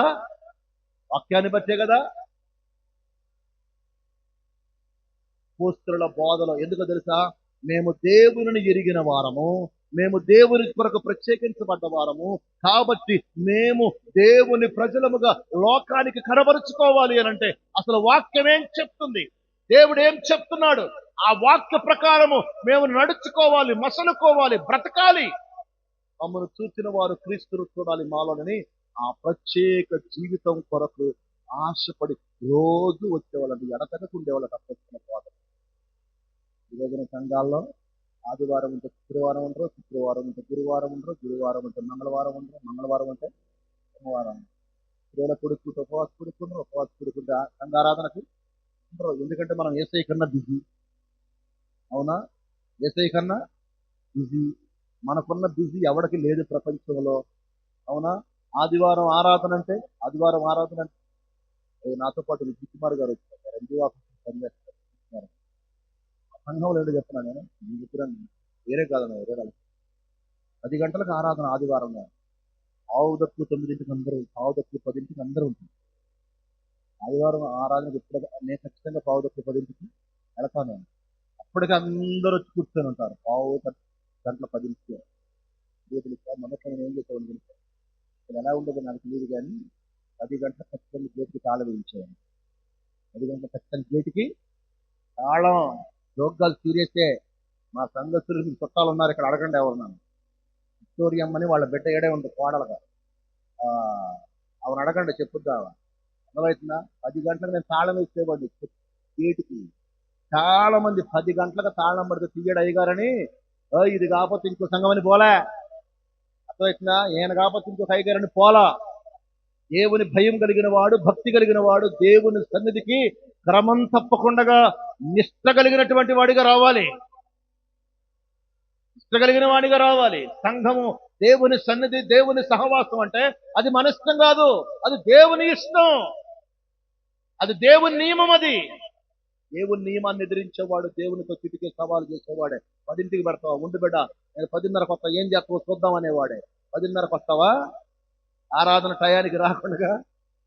మరి ఆ రోజు నా సంఘం అంత గొప్పగా ఎదగటానికి గల కారణం, అది అభివృద్ధి చెంది, అది ఆశీర్వదించబడి, అది ఫలించబడి, అది విస్తరించబడటానికి గల కారణం ఏమిటంటే దానికి ఉన్న 2వ లక్షణం, వారు ఏనాడు కూడా సంఘ సహవాసానికి దూరంగా ప్రతి ఆరాధనకు హాజరయ్యేవారు, అపోస్తలుల బోధలో ఉండేవారు, వారు సహవాసంలో ఉండేవారు, రొట్టె విరుచుటలో ఉండేవారు, ప్రార్థనలో ఎడతెగక ఉండేటువంటి వారు. ఇంత మంచి లక్షణం అండి. ఈరోజు ఉన్న ఈ లక్షణాలు మనలో,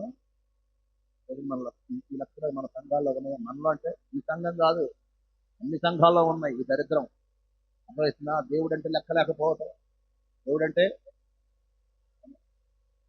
బస్సు పలానా టయానికి వస్తుందంటే, ఫ్రీ బస్సు ఉంది గారు, ఉంది. బస్సు పోతే ఆటోకి డబ్బులు పెట్టాలని ఫ్రీ బస్సు వచ్చే టయానికి తెలుసుకొని 10 నిమిషాలు ముందే పోరా అంటే నీ ఫ్రీ బస్ కన్నా చీప్ అయిపోయింది యేసు ప్రభు వారు. చెప్పండి, దేవుని మందిరం అంటే నీ ఫ్రీ బస్ కన్నా చీపా? చెప్పండి, నీ పథకం కన్నా చీపా దేవుడు అంటే? దేవుడికి ఇచ్చే గౌరవం అదేనా? మనం దేవుడికి ఇచ్చే వాల్యూ అదేనా? మనం ఎంతది అది చెప్పండి. ఇది మహా అయితే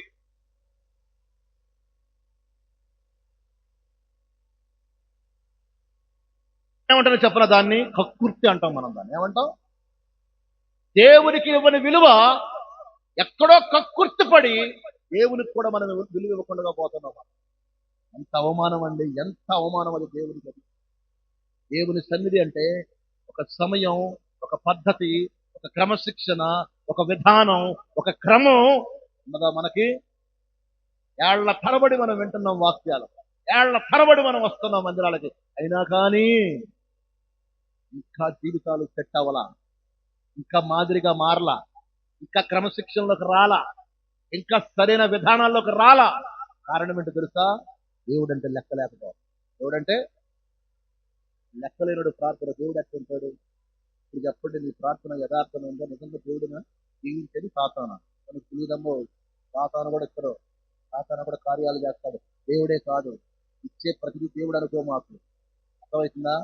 వాడు కూడా మసిబూసి మారేడుకాయ చేతులు వాడే నెంబర్ 1. వాడు ముందు ఆశ పెడతాడు, నువ్వు వల్లో పడ్డాక వదిలేస్తాడు వాడు. అది నువ్వు దేవుని కార్యం అనుకుంటున్నావు, అది నువ్వు దేవుని ఆశీర్వాదం కాదు. కాదు కాదు కాదు ఆదిమ సంఘానికి ఉన్న రెండవ లక్షణం మనకు కూడా ఉండాలని దేవుడు చెప్తా ఉన్నాడు. మూడవ లక్షణానికి వెళ్దాం. ఆ సంఘానికి ఉన్న మూడవ లక్షణం ఏంటో తెలుసా? 12వ అధ్యాయం 5వ వచనం ఉంటుంది. 12వ అధ్యాయం 5వ వచనం ఉంటుంది. పేతురు చెరసాలలో ఉంచబడిన సంఘమైతే అతని కొరకు అత్యాశక్తితో సంఘం ఏం చేస్తుందంట? ఎవరి కోసం? ఎవరి కోసం? పేతురు ఎవరు? అంత కాకరి. ఇప్పుడు వీళ్ళు చేసే ప్రార్థనలో చాలా అంశాలను తెలుసా? ఒకటి, అయ్యా దైవజనుడు బయటికి రావాలి. ఎందుకంటే మాకు మా ఎదుట నిలవబడి మాకు బోధించేవాడు, మమ్మల్ని ముందుకు నడిపించేవాడు బంధించబడ్డాడు. ఆయన రావాలి. ఆయన క్షేమము కొరకు, ఆయన ధైర్యము కొరకు, ఆయన విడుదల కొరకు, ఆయన నెమ్మది కొరకు ప్రార్థన చేస్తూనే రెండవది ఒక పక్క పేతురు లోపలుంటే బయటకుంటే ఏంటి? పేతురు బయటకు వస్తే ఏంటి, లోపలుంటే ఏంటి? వీళ్ళ ఆలోచన తెలుసా? దైవజనుడు రావాలి, మరలా సువార్త పరిచర్య. అంటే వీళ్ళ ప్రార్థనలో రెండవ అంశం ఏముంది? సువార్త పరిచర్య కూడా జరగాలి. మా దైవజనుడు ఎంత క్షేమంగా ఉంటే, మా దైవజనుడు ఎంత ఆరోగ్యంగా ఉంటే, మా దైవజనుడు ఎంత ధైర్యంగా ఉంటే, మేము, మా కుటుంబాలు, మా సంఘము అంత క్షేమము, అంత నెమ్మది, అంత ధైర్యంగా ఉంటాం. మేము సంఘంలో 365 రోజులు 7:30 నుంచి 9 దాకా విజ్ఞాపన ప్రార్థన. 40 మంది ప్రతి రాత్రి 25 సంవత్సరాలు అవుతుంది. 25 ఇప్పటి వరకు ఒక్కరోజు కూడా ఆగల. లాక్డౌన్ లో కూడా ఆగల. వాళ్ళ ప్రార్థనే మాకు. నేను ఇన్ని ప్రయాణాలు చేసి తిరుగుతూ ఉంటాను. వందల వేల కిలోమీటర్ల ప్రయాణాలు చేసి ప్రసంగాలకు తిరుగుతూ ఉంటాను. కానీ ఇంతవరకు నేను సుమారు ఇప్పుడు 30 సంవత్సరాల నుంచి నేను కారు నడుపుతున్నాను. 30 years నుంచి ఇంతవరకు నేను కనీసం ఇంత కుక్క పిల్లకు కూడా తగిలేదని. నేను ఎవరికి తగిలిలా? నాకెవరు ఎదురురా? తెలుసా? దేవుని క్షేమం. అది ఏంటిది? దేవుని క్షేమము. ఎందుకు తెలుసా? నా వెనకాల ప్రార్థించే సంఘం నాకు అదేం భయం, అదేమి భయం లేదు. వెనకాల ప్రార్థించుతుంది. రేపు నాకు 4 ప్రసంగాలు. ఎల్లుండి పొద్దుటే లేచుకుని మళ్ళా రేపు నాకు వేరే రేపు విజయవాడలో ఉంది. రేపు ఎల్లుండి 4 ప్రసంగాలు ఉన్నాయి. సోమవారం మళ్ళీ వెంటనే కావలి, నెల్లూరు దాకా వెళ్ళి మళ్ళీ 28 విజయవాడలో మీటింగ్ తీసుకొని 29ంటికి ఈ 5 రోజుల్లో సుమారు 9 ప్రసంగాలు దాకా ఉన్నాయి. ఇంత దూరం ప్రయాణం చేసి ఇన్ని తిరుగులు తిరిగి ఎంతగా రావడానికి చాలా కారణం ఏంటి తెలుసా? వెనక ప్రార్థిస్తున్న సంఘం. ఎవరన్నారు వెనక ప్రార్థిస్తున్న సంఘం? ఏ ప్రార్థన చేస్తారని వీళ్ళు నాన్నగారి కొరకు, గారి కొరకు, బాబు కొరకు, పిల్లల కొరకు పేరు అందరి కోసం ప్రార్థన చేస్తా ఉంది. సర్వసాధారణంగా అందుకు వాళ్ళు ఏం ప్రార్థన చేస్తారు తెలుసా? మా కుటుంబాన్ని జీవించాలి అంటారు. కానీ పేరుని చేస్తారా? పేరుని చేస్తుంది. అది మంచి అనగారు. అది మంచి కని. దైవజనుడు లోపల ఉంటే ప్రార్థన ద్వారా కార్యాలు చూడాలని దేవునికి అవకాశం ఇస్తున్న సంఘం. దేవునికి మహిమ కలుగునగాక. అధికారుల దగ్గరకు పరిగెత్తల, నాయకుల దగ్గరకు పరిగెత్తల, ఎవరి దగ్గరకో పరిగెత్తల. మరి ఎక్కడికి వెళ్ళారు తెలుసా? దేవుని పాదాల దగ్గరికి. ఎక్కడికి వెళ్ళారు? శ్రమలుంటాయి, శోధనలుంటాయి, సమస్యలుంటాయి, భయాలుంటాయి. సంఘమా, దేవుని సన్నిధిలో దేవుని మీద ఆధారపడే అనుభవము కలిగిన సంఘం ఆ సంఘం. దేవుని ఆశ్రయించే అనుభవం కలిగిన సంఘం ఆ సంఘం. దేవునికి అవకాశం ఇచ్చే అలవాటు కలిగిన సంఘం ఆ సంఘం. దేవుడు ఏదైనా చేస్తాడు. ఆయన సమస్తమును సాధ్యపరచగలిగే దేవుడు. ఆయనకు అసాధ్యమైనది ఏదీ లేదు. ఆయన రాజులను, రాజ్యాలను, ప్రభుత్వాలను, చట్టాలను సమస్తమును మా కొరకు మార్చగలిగిన సమర్థుడు.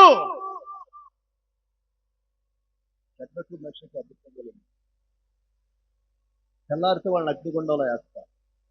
ఆ రాత్రి వాళ్ళు ప్రార్థన చేస్తున్నారు. దేవుడు వాళ్ళకి ఆ రాత్రి ప్రార్థనలో, షడ్రక్, మెషక్, అబేద్నెగోలు వినండి, నెబుకద్నెజర్ రేపు పొద్దున మిమ్మల్ని విగ్రహాన్ని ఎదుటి నిలబెట్టి మొక్కమంటాడు. అందరూ మొక్కుతారు, మీరు మొక్కరు. వాడి కోపం వస్తుంది. మిమ్మల్ని వెంటనే అగ్నిగుండంలో పడేయమంటాడు. టెన్షన్ పడమాకండి, నేనున్నా, నేను చూసుకుంటా, నాకు వదిలేయి, అగ్నిగుండంలో నేను మీతో ఉంటా, మిమ్మల్ని నేను నడిపిస్తా. వాడు పడేసింది ముగ్గురిని, లోపల నలుగురు ఉన్నారని వాడు చూస్తాడు. వాడు చూస్తాడు, వెంటనే మిమ్మల్ని బయటకు తీస్తాడు, నన్ను మహిమపరుస్తాడు, అందరి ఎదుట మిమ్మల్ని ఉంచబెడతాడు. వీళ్ళ దేవుడే మన దేవుడు అని వాడు గొప్ప సాక్ష్యం చెప్తాడు. రేపు ఈ సీన్ జరగబోతుందని ముందు రాత్రి దేవుడు చెప్పాడా? చెప్పాడా? ఆ చెప్పలే, చెప్పలా. వాళ్ళంత ప్రార్థనా పరులమా మనం? వాళ్ళంత ప్రార్థనా పరులమా? వాళ్ళంత ప్రార్థనా యోధులమా? వాళ్ళకే చెప్పలా దేవుడు రేపేం జరుగుతుంది. దానియేలుకు చెప్పాడా రేపు నిన్ను సింహాల బోన్లో వేస్తారని? షడ్రకు మెషకు అబేద్నెగోలకు చెప్పారా రేపు నిన్ను అగ్నిగుండంలో వేస్తారు? దేవుడు చెప్పలా. అది ఏదైనా ఏమైనా ఆ సమయంలో మా అందుకని అంటాడు షడ్రకు మెషకు అబేద్నెగోలు, రాజా మా దేవుడు మమ్మల్ని ఈ అగ్నిగుండము నుంచి రక్షించగలిగిన సమర్థుడు. ఒకవేళ ఆయన రక్షించకపోయినా సరే మేము తావనైనా తెస్తాం, కానీ నీకు మాత్రం మా దేవుడు సమర్థుడు. ఆయన సన్నిధికి మేము ఏమి తీసుకొని వచ్చినా, ఏ ప్రార్థన అవసరంతో వచ్చినా, ఏ విజ్ఞాపనతో వచ్చినా, ఏ బాధతో వచ్చినా, ఏ భయంతో వచ్చినా, ఏ సమస్యతో వచ్చినా, ఏ ఆశతో వచ్చినా, ఏ ఆలోచనతో వచ్చినా, పరలోకము నుండి మా కొరకు ఆయన తప్పక సమాధానమునిచ్చే దేవుని మీద ఆధారపడి దేవుని ఆశ్రయించే అలవాటు కలిగిన సంఘం అది. ఈ రోజున మనకు ఏదైనా అయితే వెంటనే అధికారులు గుర్తొస్తారు, నాయకులు గుర్తొస్తారు, ఇంకొకళ్ళు గుర్తొస్తారు. దేవుడు గుర్తొస్తాడా? యథార్థం గుండెల మీద చేసుకొని మాట్లాడాలి. ఏదన్నా భయం వచ్చింది, ఏదన్నా బాధ వచ్చింది, ఏదన్నా అవసరం వచ్చింది, ఏదన్నా ఆపద వచ్చింది, ఏదన్నా అపాయం వచ్చింది, వెంటనే మోకరించి ప్రభువా అని దేవుని పాదాలు పట్టుకుని అలవాటు ఉందా? నమ్మటమే ఆలోచన. వెంటనే ఎవరు ఈ ఊబి నుంచి మనల్ని ఎవరు బయటకు తీసుకొస్తారు, ఈ సమస్య నుంచి మనల్ని ఎవరు కాపాడతారు, ఎవరు మనల్ని తప్పిస్తారు, ఎవరు మనల్ని రక్షిస్తారు, ఎవరు మనల్ని విడిపిస్తారు, ఎవరు మనల్ని ఎవరు అని అందరి వైపు చూస్తాం. కానీ దేవుడు విడిపించగలిగిన దేవుడు, తప్పించగలిగిన దేవుడు, సమర్థుడైన దేవుడు, ఆయన అసాధ్యము సమస్తమును సాధ్యపరచగల దేవుడు మనతో ఉన్నాడని మనం ఎప్పుడన్నా అలాంటి అనుభవాలు ఉంటే ఏం చేస్తారు తెలుసా? అయ్యగారిని మా ఇంటి దగ్గర ప్రార్థన చేస్తారు, సేవకుడు వెంటనే సంఘంలో చేస్తాడు, ఫలానా ఇంటి దగ్గర ఫలానా రోజున ప్రార్థన ఉంది. ఆమె మైకి తీసుకొని వెంటనే ఏమంటుంది తెలుసా? ఇదిగో మా ఇంట్లో ఈ భయం కలిగింది, మా ఇంట్లో ఈ బాధ వచ్చింది, నేను వెంటనే మోకరించాను, ప్రార్థన చేశాను, ప్రభు పాదాలు పట్టుకున్నాను, ఏడ్చాను, అడిగాను, క్షమించమని అడిగాను, సహాయం చేయమన్నాను, ఆదరించమన్నాను, తప్పించమన్నాను, స్వస్థపరచమన్నాను. నా దేవుడు నా ప్రార్థన విన్నాడు. ఆయన గొప్పవాడు, శక్తి కలిగిన వాడు. ఆయన వెంటనే సమాధానం ఇచ్చాడు, కార్యము జరిగించాడు. దేవుని బట్టే ఈ రోజున ఈ సంతోషము. బాధ పోయినది, ఇదిగో సంతోషము. భయము పోయినది, ఇదిగో సంతోషము. ఇదిగో ఈడిపోయినది సంతోషమని సాక్ష్యం చెప్పరా? ఈ మరి దేవుని మీద ఆధారపడే అనుభవాలు. అందుకని మా సంఘంలో నేను ఒక అలవాటు ఎప్పుడైనా కానీ కృతజ్ఞత ప్రార్థనలు అంటే మన వాళ్ళు చాలా మంది ఏం చేస్తారు, దేవుని దగ్గర మోకరించి అయ్యా ఈ వీధిలో నుంచి బయటకు తీసుకొచ్చి 100 రూపాయలు కానికేస్తాయండి. ఏంటంట 100 రూపాయలు కానికేస్తాయి. ఇప్పుడు ఈ 100 రూపాయల కోసం ఏసయ్య పరలోకం నుంచి తొంగి చూస్తుంటారు, ఎప్పుడు వస్తుందా ఈ 100 రూపాయలన్నీ. అది అవునా? అంటే దేవుడు నీకు చేసిన ఘనమైన కార్యానికి నీ మొక్కుబడి ఎంత? 100 రూపాయలు. అంటే 100 రూపాయలు దేవుణ్ణి కొనగలమా మనం? 500తో కొనగలమా? కొన్ని 1000 రూపాయలతో కొనగలమా? 5 లక్షలు కాదు, 5 కోట్లతో కూడా ఈ తరతరాలు కూడా దేవుణ్ణి కొనలేరు. 5 కోట్లు ఇచ్చుకుంటారు, 50 కోట్లు, లక్షల కోట్లకి నువ్వు దేవుణ్ణి కొనలేవు. ఎందుకంటే ఎప్పుడు ఏం చెప్తాను తెలుసా? అయ్యా నువ్వు చేసిన ఈ కార్యాన్ని బట్టి ఈ రోజు నుంచి నా నోరు కుదురుగా పెట్టుకుంటాను. ఒక తీర్మానం, ఏదో ఒకటి దేవునికి మహిమకరమైన తీర్మానం. ఆ తీర్మానమే ఇక నీ జీవితంలో ఎప్పటికీ ఉండాలి. ఇదిగో ఫలానా రోజున దేవుడు ఫలానా కార్యం చేశాడు అని, ఇదిగో నేను దేవుని దగ్గర ఇదిగో నా మాటలు మార్చుకుంటాను, నా క్రియలు మార్చుకుంటాను, నా నడక మార్చుకుంటాను, నా సాక్ష్యం మార్చుకుంటాను. లేకుంటే ఇదిగో ఫలానా క్షమిస్తానయ్యా, నువ్వు చేసిన ఈ మహత్కార్యాన్ని బట్టి ఇదిగో నేను ఫలానా వాళ్ళని ఈ రోజు మొదలుకొని వాళ్ళతో నేను విరోధం ఉండగా వాళ్ళని నేను క్షమిస్తున్నానయ్యా అని వెళ్ళిపోయి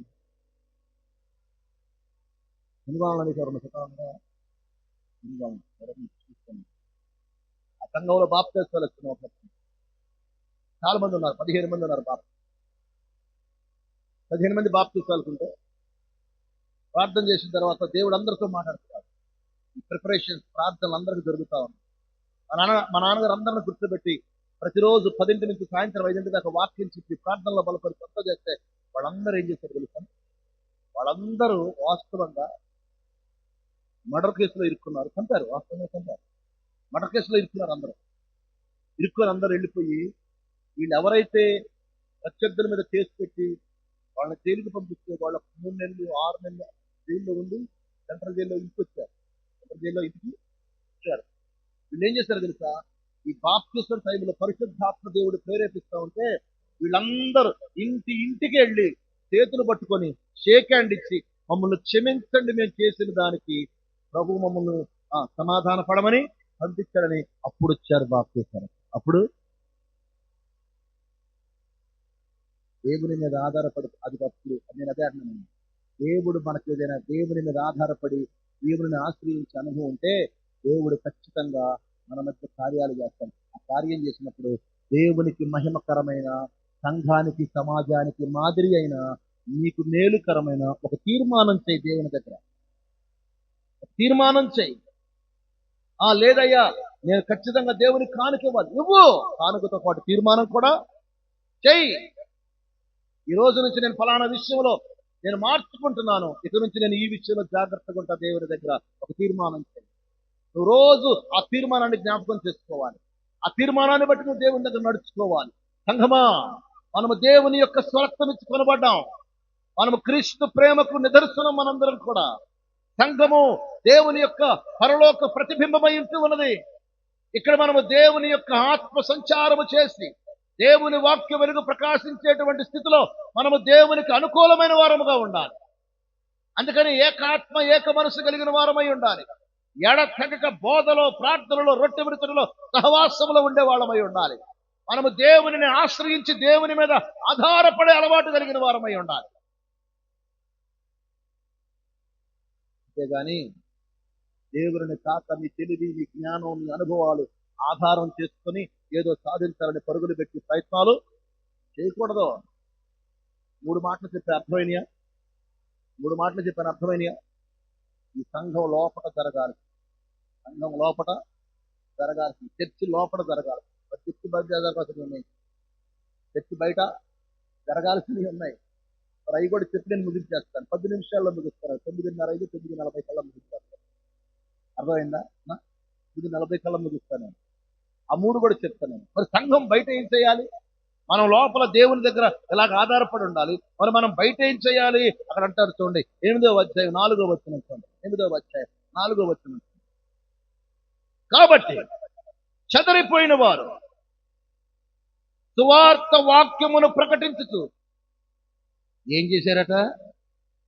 వాక్యము ప్రకటించుతూ సంచారము చేశారు.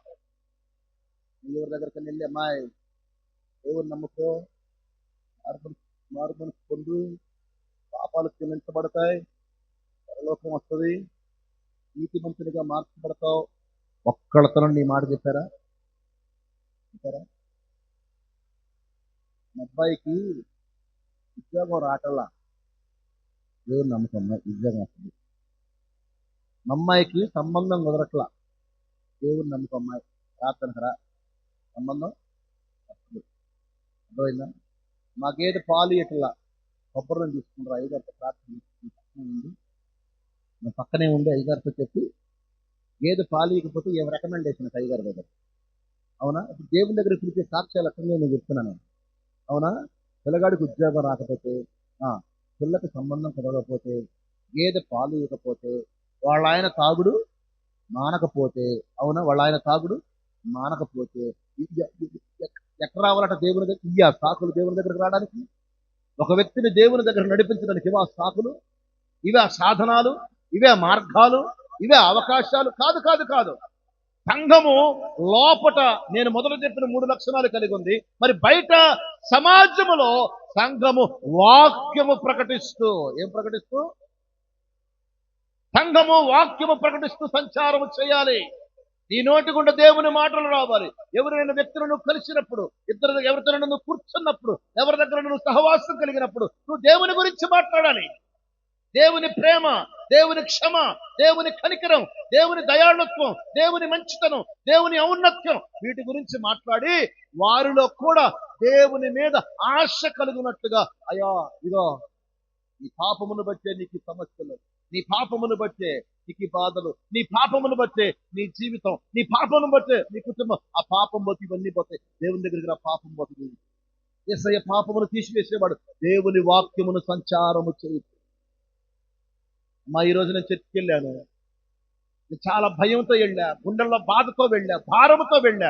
కానీ దైవజనుడు వాక్యం చెప్తా ఉంటే దేవుడికిలో ఇలాగ మాట్లాడాడు. ఆ వాక్యం నాకు నెమ్మదినిచ్చింది, ఆ వాక్యం నాకు ధైర్యం ఇచ్చిందంటే నీతో పాటు పనికొచ్చిన వారు, నీతో పాటు కూర్చొని మాట్లాడేవారు, వాళ్ళకు కూడా ఆశ కలుగుతుంది. నిజమేనా? ఆమె సమస్య నాకు ఉందగా, ఆమె బాధ నాకు ఉందగా, ఆమె నెమ్మది వచ్చింది, ఆమెకు ధైర్యం వచ్చింది, ఆమెకు భరోసా వచ్చింది. మరి నాకు ఇంకా లేదు, ఎందుకంటే ఆమెకు వాక్యములో దొరికింది. ఆ వాక్యం నాకు లేదుగా, ఆ వాక్యం దొరికే దగ్గరకు నేను వెళ్ళాలిగా. సంచారము చేస్తూ ఏం ప్రకటించారట వాళ్ళు? వాక్యమును. ఈరోజు మనం వాక్యం చేస్తూ ఉన్నాము. ఎందుకని కథ మాకు దొరికిలేదు. ఇయ్యాలేందో చెబుతున్నావు కానీ నిన్నటిదాకా నీ కథ ఏంటి? నిన్నటిదాకా నీ కథ ఏంటి? అవునా? కోడలు నేనే సరిగ్గా తీసుకోదు కానీ మళ్ళీ అందరికి హితబోధ అంటారా అనరా? మనం అలాంటి వాళ్ళము సమాజంలో చక్కగా మాట్లాడుతుంది. ఎవరు మాట్లాడరు కానీ ఎవరు మాట్లాడతారు? సమాజం మాట్లాడుద్ది. సమాజం మాట్లాడితే అబద్ధం కాదు. సమాజము నోరు తెరిస్తే నువ్వు నోరు తెరిచి దేవుని మాటలు మాట్లాడకపోతే సమాజం నోరు తెరిచి నిన్ను గురించి మాట్లాడుతుంది. నువ్వు దేవుని గురించి మాట్లాడకపోతే సమాజం నిన్ను గురించి మాట్లాడుద్ది. కాబట్టి సమాజం నిన్ను గురించి నోరు మూసుకోవాలి అంటే నువ్వు ఎవరి గురించి మాట్లాడాలి? నువ్వు దేవుని గురించి మాట్లాడాలి. నువ్వు మాట్లాడే మాటలకి, నీ సాక్ష్యానికి బేరీజు వేసుకొస్తారు. నువ్వు మాట్లాడే మాటలకి, నీ క్రియలకి బేరీజు వేసుకొస్తారు. అవునా? నిజమే కదా? అలా నక్క జాగ్రత్తగా ఉంటుంది, అలా నక్క నమ్మకంగా ఉంటుంది, అలా నక్క మాట తప్పదండి, చాలా జాగ్రత్తగా ఉంటుందండి అని నీ గురించి సాక్ష్యం ఉందా? ఎందుకని వాళ్ళు సంచారం చేస్తూ వాక్యము ప్రకటిస్తా రోజున ఎక్కడ చూసినా కానీ ఏమంటే పొలం పనులు వెళ్తారు చాలా మంది. నాటు వేసేటప్పుడు, పెరుగు వేసేటప్పుడు, పత్తి తీసేటప్పుడు, రసగాయలప్పుడు, ఎప్పుడో దగ్గర ఎవరైనా దేవుని పాటలు పాడుకుంటూ పనిచేసే వాళ్ళు ఉంటారా? అందరూ కలిసి స్తోత్రం చెల్లించును, యెహోవా నీ నామము, యెహోవా నా మొరలు ఆలించును, ఇట్లాంటి పాటలు పాడుకుంటూ సంఘం అంతా సరదాగా చక్కగా పనిచేసే వాళ్ళు ఉంటారా? ఉండరు. ఆమె పాటలు ఏమంటుంది, వీళ్ళు ఆయన ఏం చేస్తుండో, ఆమె ఊరికి జరుగుతుంది. వీళ్ళు పనిచేసేటప్పుడు అయ్యే మాటలు, ప్రయాణంలో అయ్యే మాటలు, ఇంటికి వచ్చేటప్పుడు అయ్యే మాటలు. దీన్ని నోటి దోల అంటారు. ఏమంటారు దీన్ని? నోటి దోల. దేవుని వాక్యం ఏం చెప్తుందండి? మనం ఎక్కడికి వెళ్ళినా వాక్యము సంచారము చేస్తూ వాక్యమునే మాట్లాడమంటుంది దేవుని వాక్యం. ఎందుకో తెలుసా? అది తాకవలసిన హృదయాలు చాలా ఉన్నాయి. ఆ వాక్యము తాకవలసిన హృదయాలు, ఆ వాక్యము స్పృశించవలసిన జీవితాలు, ఆ వాక్యము వెలిగించాల్సిన కుటుంబాలు సమాజంలో కోకొల్లలు. అది వారందరినీ ఆ వాక్యము తాకకుండగా, ఆ వాక్యము స్పృశించకుండగా, ఆ వాక్యము వెలిగించకుండగా అడ్డుబండగా ఉందెవరో. ఎందుకు మాట్లాడమో తెలుసా? మనం బయట వాక్యం మనకు తెలియదు కాబట్టి మనం అదేంటి మరి ఇప్పుడు కూర్చొని వినేదంతా ఏంటి? ఏమో ఐదుగా చేసింది, ఎన్నో ఆ టైంలో ఒక మాట నచ్చింది, ఆ ఒక్క మాట చెప్తున్న హృదయంలో అంతసేపు మాట్లాడాడు. నాకు మాత్రం ఒక మాట ఓన్లేమ్మా, ఆ ఒక్క మాట అన్న పట్టుకుంటున్నారు ఈ రోజు. ఇల్లు పట్టుకునే వాళ్ళు ఉంటారు, ఇల్లు పట్టుకునే వాళ్ళు ఉంటారు, ఏమీ లేకుండా వెనక తిరిగిపోయేవాళ్ళు. అందుకని వారు సంచారం చేసి వాక్యమును ప్రకటించారు. ఇంకా 4 నిమిషాలే ఉన్నాయి. చూడండి, అపోస్తులు, అదే అపోస్తుల కార్యాలు 8వ అధ్యాయం 14వ వచనం. 8వ అధ్యాయం 14వ వచనం చదవండి.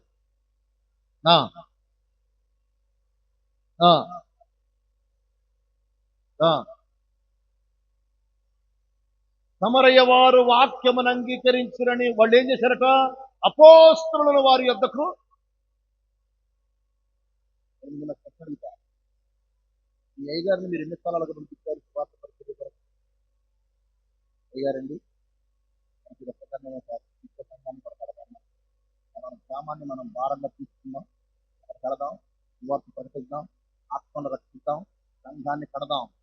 సేవకులను పంపించిన సంఘం అది. వాళ్ళు వాక్యం ప్రకటిస్తూ వెళుతున్నారు. వాళ్ళు వాక్యం ప్రకటించి ఎవరైనా అంగీకరించారని తెలియటంతోనే ఏం చేశారు వీళ్ళు? వెంటనే సేవకుడిని పంపిస్తున్నారు. అయ్యగారిని వెళ్ళండి, ఫలానోళ్లతో మేము మాట్లాడాం, వాళ్ళు పట్టుబడ్డారు, దేవుని వాక్యం చేత ఆశ కలిగి ఉన్నారు, వారు భారంగా ఉన్నారు, రెండని సేవకుడిని వెంట పెట్టుకొని తీసుకొని పోయి ఆ కుటుంబంలో, ఆ గృహములో, ఆ వ్యక్తి దగ్గర ప్రార్థన చేయించిన అనుభవాలు ఉన్నాయా? సేవకులను ప్రోత్సహించి అనగా సంఘము వాక్యము ప్రకటించుకుంటూ వెళతా ఉంది.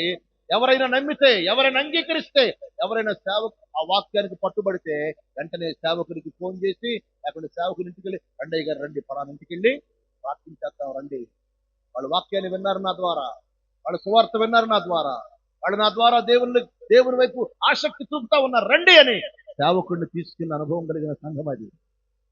అనగా పరిచర్య ఎవరు చేస్తున్నారు ఇప్పుడు ఈ సంఘంలో? మొదట ఎవరు చేస్తున్నారు పరిచర్య? సంఘమే, విశ్వాసులే. అవునా? ఇంత ఉల్టా ఉంది కదా ఈరోజు. అయ్యగారు చేసిందని మా అడుగుతున్నాడు వెనక్కి, అవునా కాదా? ఇంతే అనుకుంటారు చాలా మంది. దేవుడు చెప్తున్న మాట ఏంటి తెలుసా? సంఘమా, నీవే మొదటగా అడుగు ముందుకు వేసి వాక్యము చెప్పుతూ ప్రకటిస్తూ సంచారము చేస్తే అంగీకరించిన వారి యొక్క సేవకుడు ఆ బాధ్యత ఎవరు తీసుకుంటారు? ఇక అక్కడి నుంచి వాళ్ళు తొలగిపోకుండా, పడిపోకుండా వారు స్థిరులై నిలిచి దేవునిలో అంటుకట్టబడేంత వరకు బాధ్యత ఎవరిదిక? దేవుని వరకు నడిపించటం నీ బాధ్యత. దేవుని యొద్దకు వచ్చిన వాడిని దేవునిలో నిలవబెట్టే బాధ్యత అని. సంఘాలు ఏమన్నా తెలుసా? అన్ని పనులు నువ్వే చూసుకోవాలి, నడిపించటం నువ్వే, నిలబెట్టడం నువ్వే, ఏమైనా న్యాయంగా ధర్మంగా ఆలోచన చేయాలి. వాక్యం చెప్తున్న సంఘ లక్షణాలు మనం కలిగి ఉండాలి, కానీ నీకున్న ఆలోచనతో ఉన్న సంఘ లక్షణాలు కాదు నీకు కావాలి. చివరి లక్షణం చెప్పి నేను వాక్యాన్ని ముగిస్తాను. లాస్ట్గా మనం చూస్తే 4వ అధ్యాయం 34వ. భూములైనను ఇందనైనను అడిగిన వారందరూ వాటిని అమ్మిన వాటి వెల తెచ్చి అపోస్తలుల పాదముల యొద్ద పెట్టుచుండిరి. ఇది మాత్రం ఖచ్చితంగా చెప్పాల్సింది. ఏం చేశారట వాళ్ళు? వాళ్ళకి ఇండ్లు, భూములు అన్ని చూసారా? ఇవి కూడా విననట్టే ఉంటున్నారు. ఏం చేశారు వాళ్ళు? వాళ్ళకున్నవన్నీ అన్ని ఆ ధర తీసుకొచ్చి అపోస్తలుల పాదాల యొద్ద పెట్టారు. అంటే దాతృత్వము కలిగిన సంఘము, దేవునికి ఇచ్చుటలో వెనకాడని సంఘము.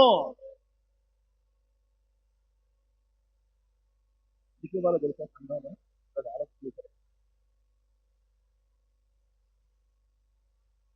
అసలు కానుకలు ఎందుకు తీసుకొని సంఘంలో చెప్తారు? ఎవరైనా సార్ ఇప్పుడు ముక్కలు ఏమంటున్నారు తెలుసా? దశం భాగాలు ఎందుకు అడుగుతున్నారు, కానుకలు ఎందుకు అడుగుతున్నారు? సోషల్ మీడియా పాడు చేస్తున్నారు. ఈ వీడియో వాడు ఎవరైనా సోషల్ మీడియాలో చూసి కానీ కామెంట్ రాస్తే నాకు ఫోన్ చేయండి, నెంబర్ తీసుకోవాలి. అది సరైన సమాధానం. నూతన నిబంధన సంఘానికి ఒకరోజు అక్కడ నాకు మెసేజ్ వచ్చింది. ఏమనంటే దశం భాగాలు అడగకూడదు కదా, దశం భాగాలు అంటే నేను అన్నాను, బ్రదర్ 100% కరెక్ట్ చెప్పావు, దశం భాగాలు అడగకూడదు, ఈ వాక్య విరుద్ధం మెసేజ్. అదేం చేశాడు తెలుసా? వెంటనే అందరికి ఫార్వర్డ్ చేసి స్క్రీన్ షాట్ తీసి, రామయ్య గారు ఇంత మాట అంటే ఎవరిని మనం వదిలిపెట్టడానికి వీలు లేదు అని. ఎట్లా ఒక సేవకుని కలిసి అడిగారని, ఇక రామయ్య గారు చూపించాడయా, చూడండి స్క్రీన్ షాట్ చూడండి, ఆ మాస్టర్ గారు నాకు వాళ్ళెదితే ముందు నన్ను ఎక్కడున్నావు అన్న, వాళ్ళ ఎదురుగే ఉన్నాను అయ్యారు, లౌడ్ స్పీకర్ అని చెప్పారు. నేను చెప్పాను, ఏంటాడు ప్రశ్న ఏంటాను, నువ్వు దశం భాగం ఇవ్వకూడదని అన్నావు అంటే, అవును అన్నాను. వీళ్ళందరూ దాన్ని పట్టుకొని నన్ను అడుగుతున్నారు, నువ్వు ఎందుకు అడుగుతున్నావు దశం భాగం? పాత నిబంధనలో దశం భాగం, కానీ కొత్త నిబంధనలకు వచ్చి దేవుడు ఏమన్నాడు? మీరు ఆశీర్వదించబడిన కొలది ఇయ్యమన్నాడు, మీరు ఫలించిన కొలది దెర్ ఇస్ నో లిమిటేషన్. పాత నిబంధనలో కాదు, కొత్త నిబంధనలోకి వచ్చాక దానికి లిమిటేషన్ ఏమీ లేదు. దేవుడు నిన్ను ఆశీర్వదించిన కొలది దేవుడు నిన్ను దీవించిన కొలది, దేవుడు నిన్ను అభివృద్ధి చేసిన కొలది, దేవుడు నీకు ఫలమిచ్చిన కొలది నువ్వు దేవునికి ధారాళముగా, విస్తారముగా, ధారాళముగా ఇవ్వమన్నాడు. కానీ దశం భాగం ఇవ్వమన్న కొత్త నిబంధనలో ఈ పాయింట్ అంటారు. కొత్త నిబంధనలో దేవుడు దశం భాగం అడగల. ఏమడిగాడు? ధారాళముగా ఇవ్వమన్నాడు. ఈ గుప్పిలు విప్పి ధారాళముగా ఇవ్వమని దేవుడు చెప్పలేదా?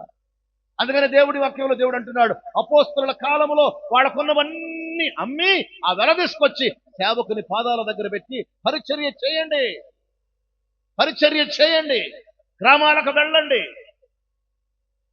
ఈ రోజున రక్షణ టీవీ వాడు టీవీలో చూపిస్తున్నాడు, గ్రామాలు మేము తప్పదు తీసుకుంటున్నాం, మీరు డబ్బులు ఇవ్వండి, మీ పేరు మీద మేము ఫలానా ఊరు వెళతాం, మేము అక్కడ సువార్త ప్రకటిస్తామంటే వాడికి రోజుకు నెలకు 30 లక్షలు వస్తున్నాయంట. ఒక్కొక్క ఊరి పేరు ఎన్ని నెలకి 30 లక్షలు వస్తున్నాయంట.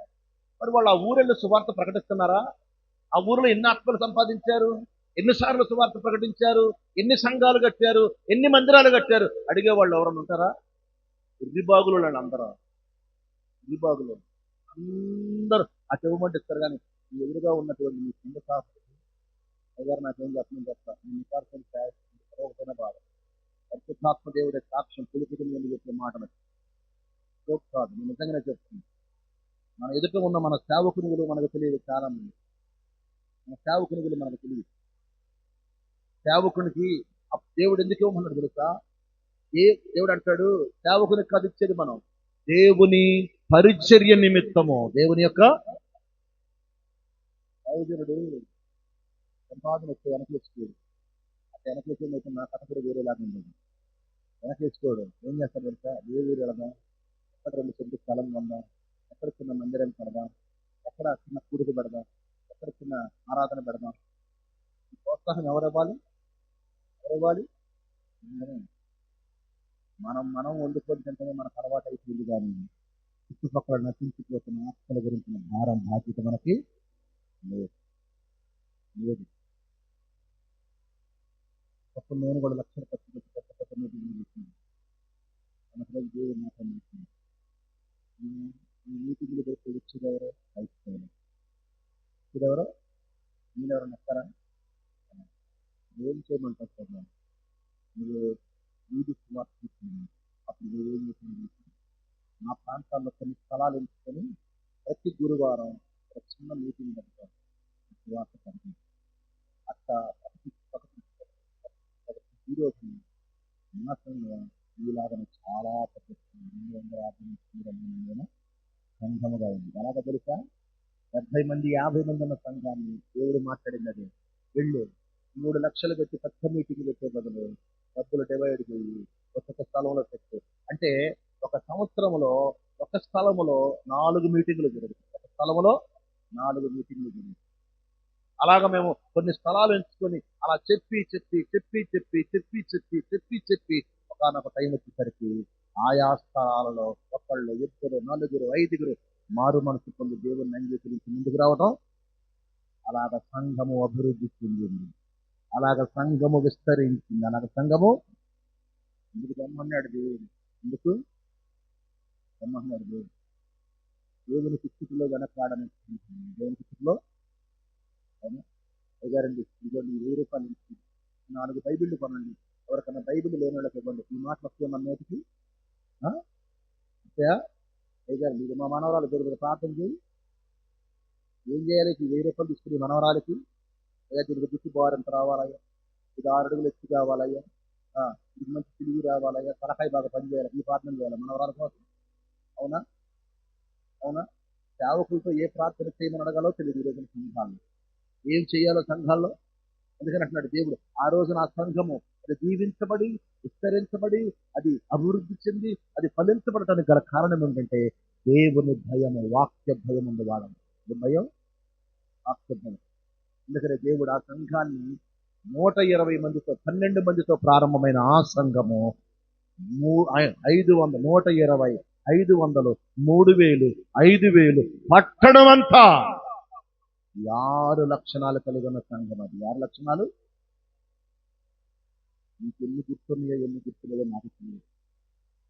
అయ్యగారు చెప్తారు, అయ్యగారు మళ్ళీ చెప్తారు.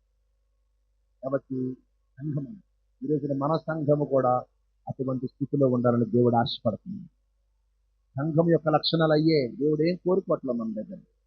మనకు ఉండాల్సిన లక్షణాలు కూడా ఆ రీతిగా పరిశుద్ధాత్మ దేవుడు మన సంఘాన్ని కూడా ఆయా స్థితుల్లో స్థిరపరిచి బలపరుచునుగా ప్రార్థన చేద్దాం. పరిశుద్ధమైన తండ్రి, ప్రేమ కలిగిన మా యేసయ్య, ఈ పరిశుద్ధమైన నామమునకు వందనాలు, స్తుతులు, స్తోత్రాలు చెల్లిస్తున్నాం. ఇదే ప్రభు, ఈ దినమని మీరు మమ్మల్ని దర్శించి సంఘం ఎదుటి మీద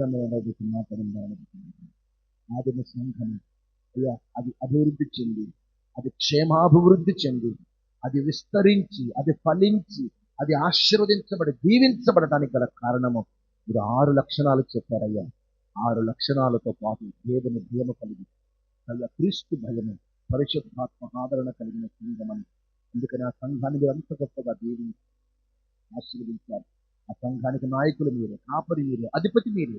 మీ బోధలో, మీ ఉపదేశములో, మీ నాయకత్వములో ఎదిగిన సంఘం అయ్యా. ఎదిగిన తల్లి, అంత గొప్ప సంఘముగా అయ్యా ఈ రోజర్ మెమోరియల్ బాప్టిస్ట్ చర్చిని కూడా మీరు దీవించండి, ఆశీర్వదించండి అయ్యా, ఫలింప చేయండి నా తండ్రి. క్షేమాభివృద్ధి కలిగిన సంఘముగా మీరు వర్ధన చేయండి అయ్యా. నీకు మహిమకరమైన అనేక మందికి మాదిరి అయిన సంఘముగా మీరు దీవించి ఆశీర్వదించి ఫలింప చేయమని యేసు పరిశుద్ధ నామములు అడిగి వేడుకుంటున్నాము తండ్రి. ఆమేన్.